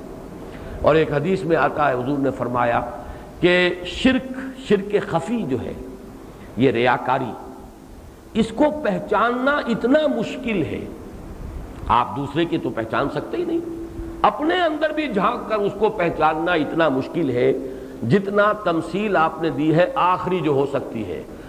سیاہ اندھیری رات میں کسی سیاہ پتھر پر چھوٹی سی سیاہ چیونٹی چل رہی ہو تو جتنا اس کو دیکھنا محال ہے، اتنا ہی ریاکاری کی پہچان مشکل ہے. یہ تو کھودتے رہیے اپنے اندر، دروں بینی کرتے رہیے، جائزہ لیتے رہیے، مراقبہ کرتے رہیے، اپنے اعمال کا تجزیہ کرتے رہیے، تو شاید فلعل شعشعۃ تلمع لک، جو یہ ابن سینا کی روایت ہے. تو بہرحال میں اس کی طرف نہیں جانا چاہتا، وہ ایک نئی بحث شروع ہو جائے گی. تو ریاکاری یہاں پہ مطلقاً بھی ہو سکتی ہے. اور ایک یہ ہے کہ اگر الذین هم عن صلاتهم ساہون الذین هم یراؤون، تو گویا کہ خاص طور پر نماز کی ریاکاری، کہ یہ جو بھی کچھ بچا کچا نظام ان کے ہاں نماز کا رہ بھی گیا ہے، جو بھی ابراہیم اور اسماعیل نے قائم کیا تھا، اس کی جو بھی بگڑی ہوئی شکل انہوں نے رکھی ہوئی ہے، یہ بھی ریاکاری کے تحت، یہ بھی اپنے خلوص کے ساتھ نہیں، اپنے دل کے ساتھ نہیں، اپنے حسن نیت کے ساتھ نہیں. اسی حوالے سے اگرچہ مراد اور یہاں پر اصل مخاطب تو وہ نہیں ہے، لیکن یہ کہ مضمون کے اعتبار سے نوٹ کر لیجئے کہ منافقین کے بارے میں بھی قرآن مجید میں یہ بات بار بار کہی گئی کہ یہ نماز کے لیے کھڑے ہوتے ہیں تو بڑے کسل کے ساتھ، اور کوئی دلی آمادگی نہیں، طبیعت میں کوئی انشراح نہیں ہوتا ان کے، مجبوری کو مارے باندھے کو اب کیا کریں، مسلمانوں میں شامل رہنا ہے تو نماز پڑھنی پڑے گی، اور یہ ریاکاری کرتے ہیں، نماز پڑھتے ہیں دکھاوے کے لیے، یہ منافقین کی بات ہے۔ چنانچہ سورہ نساء میں فرمایا وَإِذَا قَامُوا إِلَى الصَّلَاةِ قَامُوا كُسَالَىٰ يُرَاءُونَ النَّاسَ وَلَا يَذْكُرُونَ اللَّهَ إِلَّا قَلِيلًا، یہ نماز کے لیے کھڑے ہوتے ہیں تو بڑے کسل مندی کے ساتھ اور صرف لوگوں کو دکھاوے کے لیے، اور اس میں کوئی ذکر اللہ کا انہیں حاصل نہیں ہوتا، قلیل، کہیں توجہ ہو ہی نہیں سکتی جب اس طور کی نماز پڑھی جا رہی ہے۔ اور سورہ نساء میں جو ہے، سورہ توبہ میں آیت نمبر 54 میں اس کو مزید واضح کیا گیا، سورہ نساء کی آیت نمبر 143 تھی، 42 تھی، سورہ توبہ کی آیت نمبر 54 وَلَا يَأْتُونَ الصَّلَاةَ إِلَّا وَهُمْ كُسَالَىٰ وَلَا يُنْفِقُونَ إِلَّا وَهُمْ كَارِهُونَ، یہ نماز کے لیے نہیں کھڑے ہوتے مگر بڑے کسل کے ساتھ، اور خرچ نہیں کرتے مگر مجبوراً، اب کیا کریں، تاوان ہے، چٹی ہے، دینی ہے، جب مسلمان کہلوانا ہے تو زکوٰۃ دینی پڑے گی۔ یہ ہے منافقین کی شان، یہ ان کی کیفیت ہے۔ اسی سے تعلق جوڑ لیجئے، ویل کا لفظ میں نے عرض کیا، جہنم کی ایک ایسی وادی کا نام بھی ویل ہے جس سے خود جہنم پناہ مانگتی ہے۔ چنانچہ سورہ نساء میں یہی بات منافقین کے بارے میں فرمائی گئی کہ ان المنافقین فی الدرک الاسفل من النار، آگ کے سب سے نچلے طبقے میں یہ منافق ہو۔ تو گویا کہ وہ مطابقت ویل کی اس حدیث کے ساتھ، اس حدیث کی اس آیہ قرآنی کے ساتھ قائم ہو گئی۔ وَيَمْنَعُونَ الْمَاعُونَ، منع کرنا کہتے ہیں روکنے کو، ایک تو منع ہے کسی کام سے منع کرنا، یہ مت کرو، ایک ہے کسی شے کو روک لینا۔ اذا مسہ الشر جزوعا واذا مسہ الخیر منوعا، جب انہیں دولت مل جاتی ہے تو اب اس کو روک روک کر رکھتے ہیں، کسی اور تک اس کا کوئی فیض نہ پہنچ جائے۔ یہ جس کو کہا ہے کہ من اعطى للہ ومنع للہ واحب للہ وابغض للہ فقد استقبل الایمان، جس نے محبت کسی سے کی تو اللہ کے لیے کی، بغض اور عداوت رکھی تو اللہ کے لیے رکھی، کسی کو کچھ دیا تو اللہ کے لیے دیا، کسی سے کچھ روکا یعنی نہیں دیا تو وہ بھی اللہ کے لیے نہیں دیا کہ اللہ کو اس کا دینا پسند نہیں ہے، تو اس شخص نے اپنے ایمان کی تکمیل کر لی۔ اللہم ربنا اجعلنا منہم، اللہم ربنا اجعلنا منہم، تو منع کے معنی روکنا کسی کو کسی کام سے بھی، اور اصلاً کسی شے کو روک لینا اور دوسروں کو نہ دینا۔ یمنعون الماعون، اور معون کا اصل لفظی مفہوم ہے حقیر سی شے، جیسے ویل للمطففین، طف بھی کہتے ہیں حقیر سی شے کو، اسی طریقے سے معون۔ اور اس کا ایک تو مفہوم یہ لیا گیا کہ اس سے مراد زکوٰۃ ہے۔ آپ کہیں گے زکوٰۃ حقیر کیسے ہوئی؟ زکوٰۃ چونکہ 1/40 ہے تو حقیر ہے، تھوڑا سا ہی دیا جا رہا ہے، آپ سے یہ تو نہیں کہا گیا کہ آپ اکثر و بیشتر دے دیجئے، بلکہ 40واں حصہ 100 روپے میں سے 2.5 روپے تو دے دو، بہت ہی حقیر ہے اس کی یہ جو اس کی نسبت ہے اس کے ساتھ۔ اس اعتبار سے بعض حضرات نے اس سے مراد، چونکہ نماز کا ذکر آ گیا فَوَيْلٌ لِّلْمُصَلِّينَ الَّذِينَ هُمْ عَنْ صَلَاتِهِمْ سَاهُونَ الَّذِينَ هُمْ يُرَاءُونَ، اور نماز کے ساتھ ہمیشہ قرآن میں زکوٰۃ کا ذکر آتا ہے، تو گویا کہ انہوں نے یہاں پر معاون سے مراد زکوٰۃ لی کہ وہ زکوٰۃ نہیں دیتے، لیکن میں سمجھتا ہوں کہ اس کو اصل کے اوپر جو ہے زیادہ اجماع جو ہے مفسرین کا، یعنی ان کی دنات، ان کی شخصیت کی اور کردار کی پستی کا یہ عالم ہے کہ جیسے مختلف تفاسیر میں کوئی کلہاڑی ہے، اب ظاہر بات ہے ایک گھر میں ہے دوسری جگہ نہیں ہے، لکڑیاں پھاڑنی ہے مانگ لیتے، کیا اس کا گھس جاتا ہے، کوئی اور ایسی استعمال کی چیزیں، نمک ہے، کہیں سے پانی مانگ لینا ہے، آگ کسی سے لے لینی ہے، اس کے چولہے سے کوئی 2 چنگاریاں لے آئے، کوئی 2 انگارے لے آئے اپنے چولہے میں آگ جلانے کے لیے، تو ایسی چیزیں کہ جن کا لینا دینا آپس میں عام طور پر یہ کوئی ہلکی بات نہیں سمجھی جاتی کہ یہ کوئی مانگنا ہے، کوئی دستے سوال دراز کرنا ہے، تو اس کو کہتے ہیں معاون۔ تو وہ ان معاون کے اعتبار سے بھی ان کے بخل کی انتہا یہ ہے کہ اس میں بھی وہ ان کا دل جو ہے اتنا تنگ ہو چکا ہے، اس کو بھی وہ دوسروں کو عاریتاً دینے کے لیے تیار نہیں۔ یہ تو گویا کہ قریش مکہ کا، ان کے سرداروں کا اور چودھریوں کا، ان کے قائدین کا کردار ہے جو اس سورہ مبارکہ میں آ گیا۔ باقی عموم کے اعتبار سے ہمارے لیے بڑی رہنمائی ہے۔ فلسفہ آخرت سامنے آ گیا، آخرت کا انکار کرو گے تو یہ دنات اور پستی آ کر رہے گی، کوئی خیر اور نیکی اگر ہوگی بھی تو وہ ریاکاری کی ہوگی۔ اب اس پس منظر میں سورۃ الکوثر پر آئیے، گویا کہ اس تاریکی کے پس منظر میں سورج طلوع ہو رہا ہے، یہ ہے شمس ہدایت محمد الرسول اللہ صلی اللہ علیہ وسلم کا سراجم منیرہ، ان کی شخصیت جو ہے انک لعلی خلق عظیم الصادق المصدوق، ان کا کیا مقام اور مرتبہ ہے۔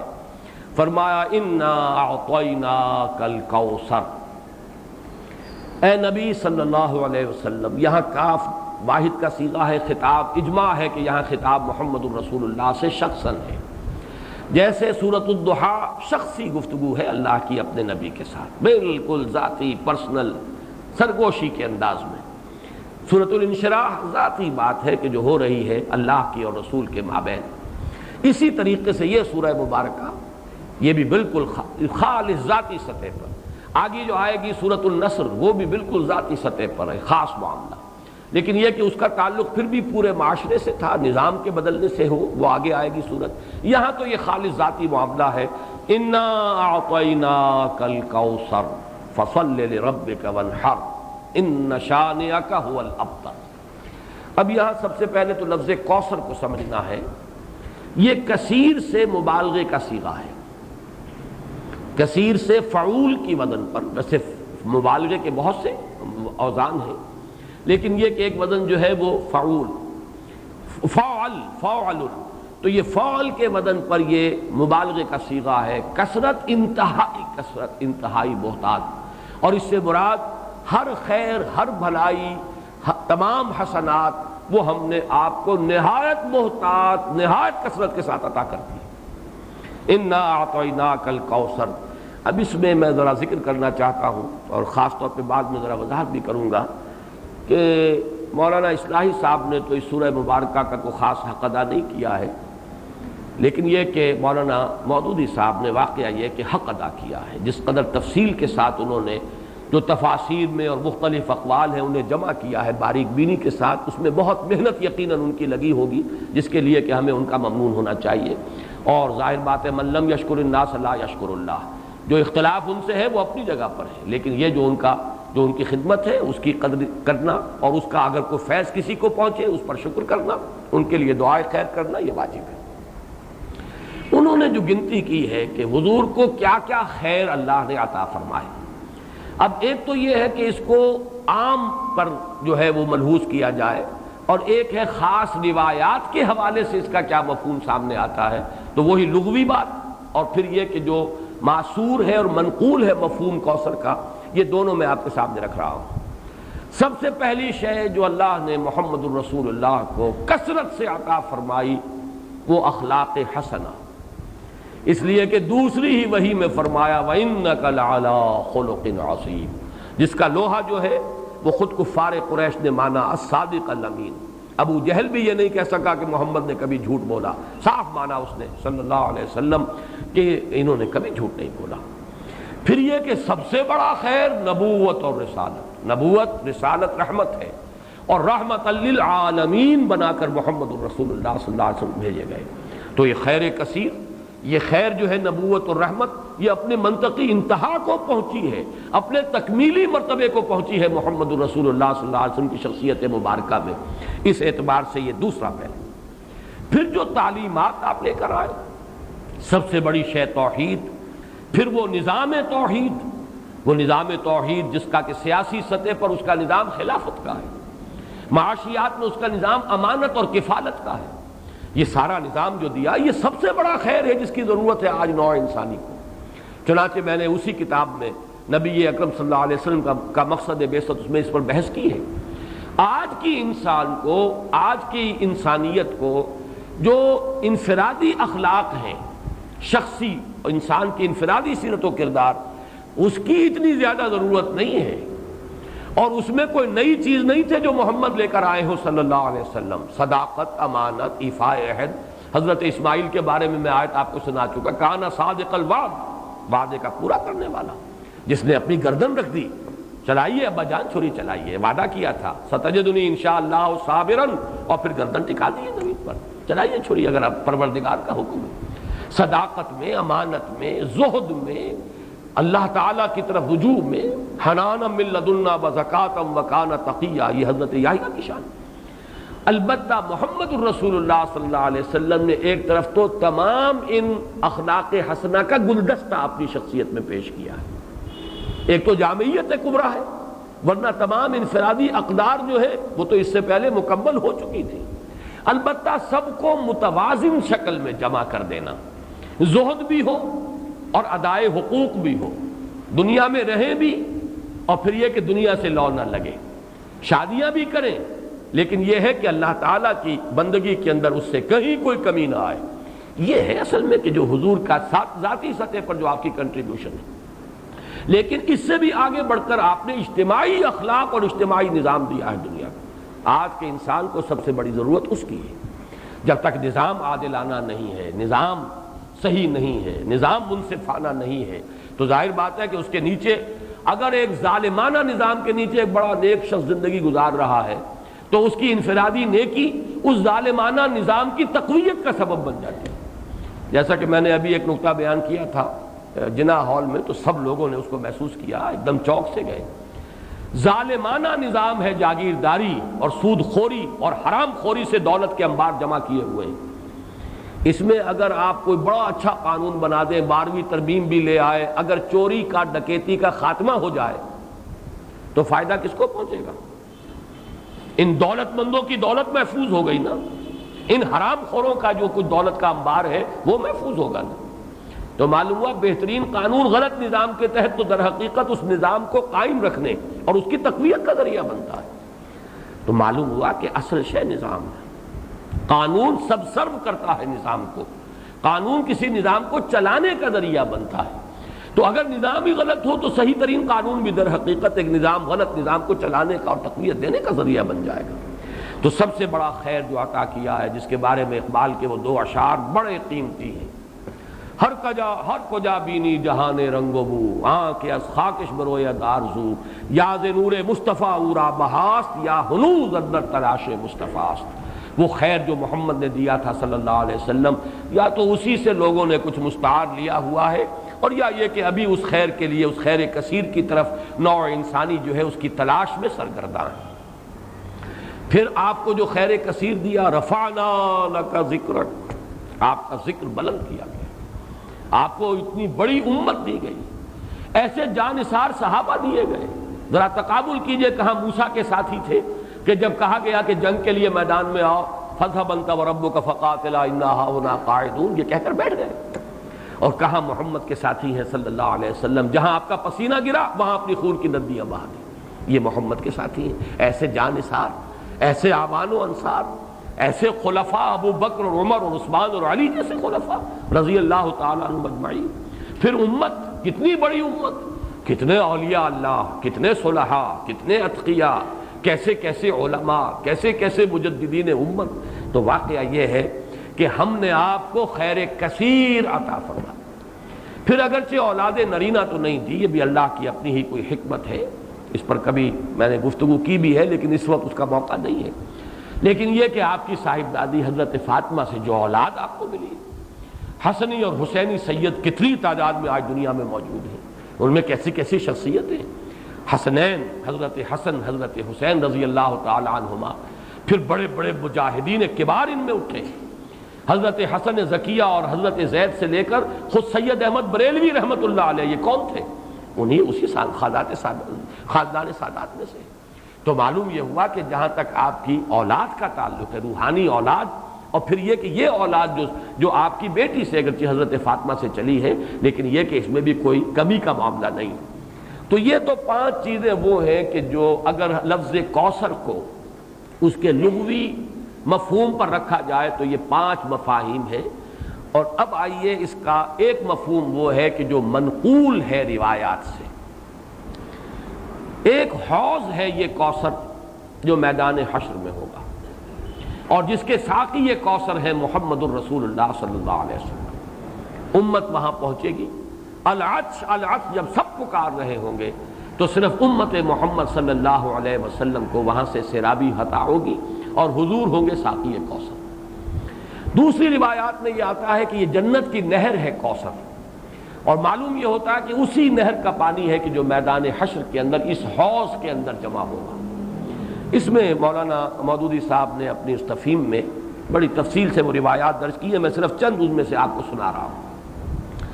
مسلم شریف کی روایت ہے کوثر کے بارے میں حضور نے فرمایا ہوا حوض ترد علیہ امتی یوم القیامہ، وہ ایک حوض ہے جس پر میری امت آ کر اترے گی۔ ورد یرد، وارد جو گھاٹ پر اترتا ہے پانی پینے کے لیے، اس کے لیے یہ لفظ آتا ہے، میری امت اس گھاٹ پر آ کر سیراب ہوگی۔ بخاری کی روایت ہے انا فرطکم علی الحوض، اے مسلمانوں میں تم سے پہلے پہنچا ہوا ہوں گا حوض پر، گویا کہ وہاں میں ساقی کا فریضہ سر انجام دوں گا، میں میزبان ہوں گا حوض کوثر پر، اور وہاں تمہارا انتظار کروں گا، تمہارا استقبال کروں گا۔ انا فرطکم، یہ وہی لفظ ہے کہ جو کم سن بچے فوت ہو جاتے ہیں تو ان کی دعائے جنازہ میں یہ لفظ پڑھا جاتا ہے اللہم اجعلہ لنا فرطا واجعلہ لنا اجرا وذخرا، یہ ہم سے آگے جا رہے ہیں، ہم نے جو بھی ان کی خدمت کی ہے پروردگار اس کو آخرت میں ہمارے لیے ذخیرہ بنا دے۔ اسی طریقے سے بخاری کی ایک روایت اور بھی ہے انا فرطکم علی الحوض وانا شہید علیکم وانی واللہ لانظر الی حوضی الان، میں تم سے پہلے پہنچ جاؤں گا حوض کوثر پر اور وہاں تمہارا استقبال کروں گا، اور پھر میں تمہاری گواہی دوں گا، تم پر گواہ ہوں گا اس حوض کوثر پر، اور خدا کی قسم میں اپنی آنکھوں سے اس حوض کو اس وقت بھی دیکھ رہا ہوں۔ یعنی دنیا میں رہتے ہوئے بھی محمد الرسول اللہ صلی اللہ علیہ وسلم کو جنت کا مشاہدہ، جیسے ایک موقع پر ہوا کہ ایک نماز کے دوران آپ کا ہاتھ بے ساختہ جو ہے آگے بڑھ گیا، ایک مرتبہ بے ساختہ پیچھے کو ہٹے جیسے کسی شے سے دہشت ہو گئی ہو، خوف ہو۔ جب لوگ صحابہ نے پوچھا حضور کیا یہ اس نماز کا خاصہ ہے، یہ بھی اس کا کوئی جز ہے؟ آپ نے فرمایا نہیں، میرے سامنے جنت لے آئی گئی تھی اور بے اختیار میرا ہاتھ بڑھ گیا کہ میں اس کا کوئی خوشہ توڑ لوں تاکہ تمہیں دوں وہ جنت کا میوہ، اور میرے سامنے دوزخ لے آئی گئی اور اس کا بھبکا جو تھا، اس کی حرارت، اس کی وجہ سے مجھے پیچھے ہٹنا پڑا۔ تو دنیا میں مشاہدہ کرایا جاتا تھا، اس لیے حضور نے فرمایا وَإِنِّي وَاللَّهِ لَأَنظُرُ إِلَىٰ حَوْضِي الْآنَ، میں اس وقت بھی اپنے اس حوض کو دیکھ رہا ہوں۔ البتہ ایک حدیث اور بھی ہے، یہ تو حدیثیں جو ہیں بڑی میٹھی میٹھی ہیں، ہم امتی ہیں اللہ کے رسول کے اور ہم پہنچیں گے اور ہمیں حضور جو ہے اس حوض سے پلائیں گے، وہ آپ ہمارے ساقی ہوں گے، آپ میزبان ہوں گے، ہم مہمان ہوں گے۔ لیکن یہ کہ ایک اور حدیث سن لیجئے تو شاید یہ ساری خوشی جو ہے ختم ہو جائے گی۔ امتی سے مراد کیا ہے؟ وہ نہیں کہ جو نسلاً مسلمان ہیں، مسلمانوں کے گھر پیدا ہو گیا، آج کا مسلمان نہیں، حضور کے زمانے کا مسلمان بھی اگر وہ اس معیار پر پورا نہیں اترتا والعصر ان الانسان لفی خسر الا الذین آمنوا وعملوا الصالحات وتواصوا بالحق وتواصوا بالصبر، تو حضور کا امتی نہیں ہے۔ چنانچہ یہ روایت ابن ماجہ کی ہے اور کہا یہ جاتا ہے کہ یہ الفاظ آپ نے یوم عرفہ کا جو خطبہ ہے اس میں ارشاد فرمائے الا انی فرطکم علی الحوض، لوگوں آگاہ ہو جاؤ میں حوض کوثر پر تم سے پہلے پہنچوں گا، وَأُكَاثِرُ بِكُمْ، اور میں تمہاری کثرت پر فخر کروں گا۔ اتنی بڑی امت، ایسے بھی تو نبی ہوں گے جن کا امتی ایک دو ہی ہوں گے صرف، کتنے ہوں گے؟ حضرت نوح علیہ السلام کے کتنے امتی ہوں گے؟ اس اعتبار سے محمد الرسول اللہ صلی اللہ علیہ وسلم کے امتی انا وَأُكَاثِرُ بِكُمْ فَلَا تُسَوِّدُوا وَجْهِي، تو دیکھنا اس روز میرا منہ کالا نہ کر دینا، میرا چہرہ جو ہے تمہارے اعمال کی وجہ سے مجھے پشیمانی نہ ہو، میرا چہرہ جو ہے سیاہ نہ کر دینا۔ یہ صدمے اور رنج سے جو چہرہ سیاہ ہو جاتا ہے، جو قرآن مجید میں آیا یوم تبیض وجوہ وتسود وجوہ، جس دن بہت سے چہرے بہت سے روشن ہوں گے، تر و تازہ ہوں گے، تابناک، اور بہت سے چہروں پر سیاہی تھپی ہوئی ہوگی۔ فلا تسودوا وجہی انی مستنقذ اناسا ومستنقذ اناس منی، بہت سے لوگوں کو میں چھڑانے کی کوشش کروں گا فرشتوں سے، وہ پکڑ کر لے جانا چاہیں گے، اور بہت سے لوگ مجھ سے چھڑا لیے جائیں گے، لے جائے جائیں گے، وہ میرے امتی نہیں ہوں گے۔ فَأَقُولُ يَا رَبِّ أَصْحَابِي، میں کہوں گا اے رب یہ تو میرے ساتھی تھے، یہ تو میرے اصحاب میں سے تھے، اور اللہ تعالیٰ فرمائے گا فَيَقُولُ إِنَّكَ لَا تَدْرِي مَا أَحْدَثُوا بَعْدَكَ، اے نبی آپ کو پتہ نہیں آپ کے بعد انہوں نے کیا کیا ہے، کون کون سی شرارتوں میں حصہ لیا ہے، کیا چیزیں پیدا کی ہیں۔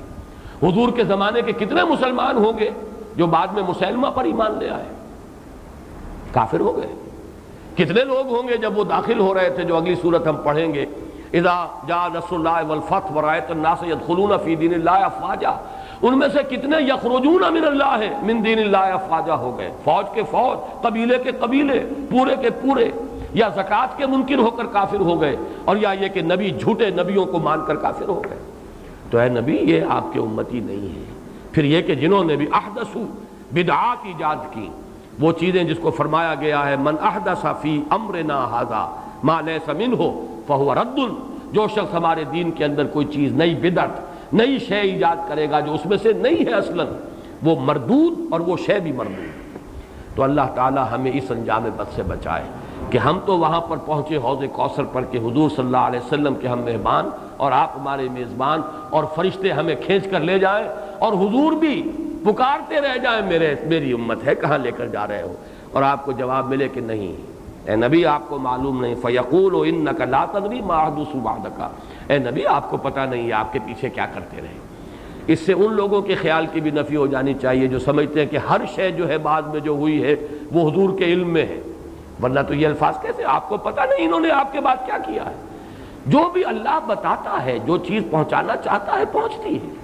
جیسے آپ کی حیات دنیاوی کے دوران بھی جو اللہ علم دیتا تھا آپ کو علم ہو جاتا تھا، جو اللہ تعالیٰ کی طرف سے نہیں دیا گیا تو اس معاملے میں آپ بشر ہیں، انسان ہیں، بات آپ کو معلوم نہیں۔ بعد میں بھی جو چیزیں اللہ اب بھی عالم برزخ میں محمد الرسول اللہ کا جو بھی مقام ہے، جو کچھ اللہ پیش کرتا ہے پہنچاتا ہے، پہنچتی ہے بات۔ لیکن جو اللہ نہیں پہنچاتا حضور کے پاس اپنا کوئی اختیار نہیں ہے کہ وہ ان تمام چیزوں کو جان لے، ورنہ یہ الفاظ جو ہے کہ آپ کو نہیں معلوم انک لا تدری ما احدثوا بعدک، این اپنے زمانے کے لوگوں کا بھی جو بعد میں حشر ہوا وہ اس حدیث کی روح سے ثابت ہو رہا ہے کہ حضور کو بتایا جائے گا کہ آپ کو معلوم نہیں، آپ دھوکہ نہ کھائیں کہ یہ آپ کے زمانے میں ایمان لے آئے تھے لہذا آپ کے صحابی ہیں، بعد میں جو کچھ انہوں نے کیا ہے وہ آپ کو معلوم نہیں۔ بہرحال یہ ہے حوض کوثر اور وہ نہر کوثر جو حضور کو عطا فرمائی گئی۔ میں بعض روایات میں آتا ہے خاص طور پر کہ اس کی لمبائی اتنی ہوگی جتنی ایلات جو یہ بندرگاہ ہے جس سے کہ سن 67 کی جنگ شروع ہوئی تھی، بلاکیٹ کر دیا تھا صدر ناصر نے، تو سن 67 کی عرب اسرائیل جنگ شروع ہوئی۔ یہ خلیج ایلا کے بالکل ٹپ کے اوپر جا کر بحر احمر جو ہے ریڈ سی اوپر جا کر تقسیم ہو جاتا ہے دو کھاڑیاں، ایک خلیج سویس ہے مغرب کی طرف جا رہی ہے شمال مغرب کی طرف، ایک ہے یہ خلیج عقبہ اور یہ ہے در حقیقت جو کہ شمال مشرق کی طرف جا رہی ہے۔ اس کے ٹپ پر یہ ایلا، اور یہی وہ جگہ ہے جہاں پر کہ وہ یہود کا وہ قبیلہ آباد تھا جنہوں نے کہ شریعت کا مذاق اڑایا تھا اور پھر انہیں بندر بنا دیا گیا تھا۔ یہاں سے لے کر عدن تک یعنی کل بحیرہ احمر جو ہے ریڈ سی اس کی لمبائی اس حوض کی لمبائی ہوگی، اور فرمایا آپ نے کہ ایلا سے لے کر جحفہ تک یہ جدے اور رابغ کے درمیان ایک بندرگاہ ہے، اتنی اس کی چوڑائی ہوگی تقریباً نصف۔ اس سے بعض لوگوں نے خیال کیا ہے کہ شاید یہ بحر احمر جو ہے اسی کو اس حوض کی شکل دے دی جائے، اور اس لیے یہ چیز جڑتی ہے کہ بعض روایات سے معلوم ہوتا ہے میدان حشر در حقیقت یہی میدان عرفات ہے، ہر سال اسی کا گویا کہ ریہرسل ہوتا ہے، جیسے کفن کی دو چادریں ہماری ہوں گی ویسے ہی دو چادریں لے کر آدمی میدان عرفات کے اندر حاضر ہوتا ہے، اور اس کو کھینچ دیا جائے گا، وَإِذَا الْأَرْضُ مُدَّتْ، اس کو کھینچا جائے گا، اسی سے جگہ سے وہ کھینچایا جائے گا اور وہ بن جائے گا میدان حشر۔ اور ظاہر بات ہے کہ پھر اسی حشر میں یہ حوض کوثر ہو سکتا ہے کہ بحر قلزم ہی کو اللہ تعالیٰ اس وقت وہ شکل دے دے، اس کا پانی انتہائی شیریں ہوگا، شہد سے زیادہ میٹھا، دودھ سے یا چاندی سے زیادہ سفید، اور اس کا جو پھر حوض کے جو تہ کے اندر کنکر پڑے ہوں گے وہ سچے موتی ہوں گے اور زمرد ہوں گے اور قیمتی پتھر ہوں گے۔ یہ اس حوض کی شان ہے۔ اللہ تعالی ہمیں اس حوض پر پہنچائے اور محمد الرسول اللہ صلی اللہ علیہ وسلم کے دستے مبارک سے ہماری وہ جو اس وقت کی تشنگی ہوگی اسے سیرابی عطا فرمائے۔ انا اعطیناک الکوثر، میں نے لفظ کوثر کے ضمن میں دونوں باتیں عرض کر دی، اس کو لغوی اصل پر رکھیے تو وہ سب کوثر ہے، ساری خیرات و حسنات جو اللہ نے عطا فرمائی، اور ان روایات کی روح سے پھر یہ کوثر ہے۔ مولانا فراہی رحمۃ اللہ علیہ نے یہ کہا ہے کہ یہ اصل میں خود بیت اللہ جو ہے یہی کوثر ہے، اس کے گرد جو ہے پیاسے جمع ہوتے ہیں، حاجی طواف کرتے ہیں۔ بہرحال یہ بھی ایک وجدانی قسم کی تعبیر ہے اور اس کے اندر بھی کوئی غلط بات نہیں ہو سکتی، اس لیے کہ جب میدان حشر عرفات ہی کو کھینچ کر بنایا جائے گا تو یہ جو کالے پتھروں کا گھر جو ہے اس کی بھی اصل شان اس وقت ظاہر ہوگی۔ یہ بھی تو زمین پر بیت المعمور کی اصل میں علامت ہے، جو 7ویں آسمان پر والبیت المعمور، وہ بیت المعمور کی کا یہ سمبل ہے اس زمین کے اوپر جو مادی شکل میں ہمارے سامنے موجود ہے، تو اس تعبیر میں بھی کوئی بات حرج والی نہیں۔ انا اعطیناک الکوثر فصل لربک وانحر، بس اے نبی صلی اللہ علیہ وسلم آپ اپنے رب کے لیے نماز پڑھیے۔ اب ذرا دیکھیے کہ سورہ علق میں بھی آخر میں جو الفاظ آئے تھے کہ آپ پرواہ نہ کریں اس مخالف کی، اس ابو جہل کی پرواہ نہ کریں، اپنے رب کے لیے سجدہ کیجئے اور قریب ہو جائیے، ان سے بالکل مستغنی ہو جائیے، یہ آپ کا کچھ نہیں بگاڑ سکے۔ ان کی مخالفت وقتی طور پر تو آزمائشیں پیدا کرے گی، خود آپ کے لیے بھی اور آپ کے ساتھیوں کے لیے بھی، لیکن اس کا کوئی مستقل اثر نہیں ہوگا، آپ کے قدم آگے بڑھتے چلے جائیں گے، کامیابی آپ کے قدم چومے گی، آپ کا یہ دین جو ہے جو اللہ نے آپ کو دے کر بھیجا ہے یہ دین غالب ہوگا، اس کو غلبہ حاصل ہوگا، آپ کی امت کے لیے دنیا میں خیرات و برکات کے جو ہے خزانے کھول دیے جائیں گے۔ بس اپنے رب کے لیے نماز پڑھیے۔ اب یہ یہاں پر مراد نماز سے وہ نماز ہے جو حضور کو عطا ہوئی اور جو حضور کی وساطت سے ہمیں عطا، یہ وہ نماز ہے جس کا نظام ہے یہ 5 وقتہ نماز، یہ تو فرض ہے، اور 3 اوقات اور ہیں کہ جن میں نوافل ہیں، پھر ہر فرض نماز کے ساتھ بھی فرضوں کے ساتھ اس کے رواتب جن کو کہا جاتا ہے، یہ نظام ہر نماز کی رکعت کی ایک ترتیب ہے، اس کے ارکان ہیں، یہ تمام اس کے اوقات ہیں، ان کی پابندی، اس کے قوانین، قواعد و ضوابط کا پورا لحاظ رکھتے ہوئے یہ ہے فصل لربک، اپنے رب کے لیے نماز پڑھیے، وانحر، اور اونٹ جو ہے نہر کیجئے، اللہ کی راہ میں قربانی کرتے رہیے۔ اس دونوں الفاظ کو جوڑ کر ایک نتیجہ نکالا بعض حضرات نے کہ اس سے مراد خاص طور پر بقرعید کی نماز اور اس کے بعد جو نہر کیا جاتا ہے، آ کر قربانی دی جاتی ہے، تو یہ اس سے مراد ہے، لیکن یہ بھی میں سمجھتا ہوں کہ صرف ایک ذوقی سی بات ہے، ورنہ جو پس منظر ہے بالکل ابتدائی زمانے کی یہ صورتیں ہیں، اس وقت نہ بقرعید تھی، البتہ یہ چیزیں موجود تھیں، نماز آپ کو دے دی گئی اسی وقت، اور ظاہر بات ہے کہ جب تک آپ مکے میں رہے یقیناً آپ ہر سال حج کرتے رہے، کیسے ممکن ہے کہ آپ حج نہ کرتے؟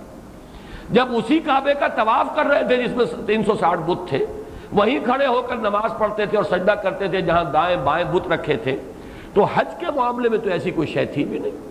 مینا میں جانا ہے، عرفات میں جانا ہے، مزدلفہ میں، یا جو بھی ان کا باقی رہ گیا تھا، تو ہر سال آپ حج بھی کرتے ہوں گے، اور یقیناً بہت سے اونٹ آپ قربان بھی کرتے ہوں گے۔ آپ نے حجۃ الوداع میں 100 اونٹ نہر کیے، جن میں سے 63 اپنے دست مبارک سے نہر فرمایا آپ نے، اور بقیہ 37 حضرت علی نے آپ کی طرف سے کی، 100 اونٹ۔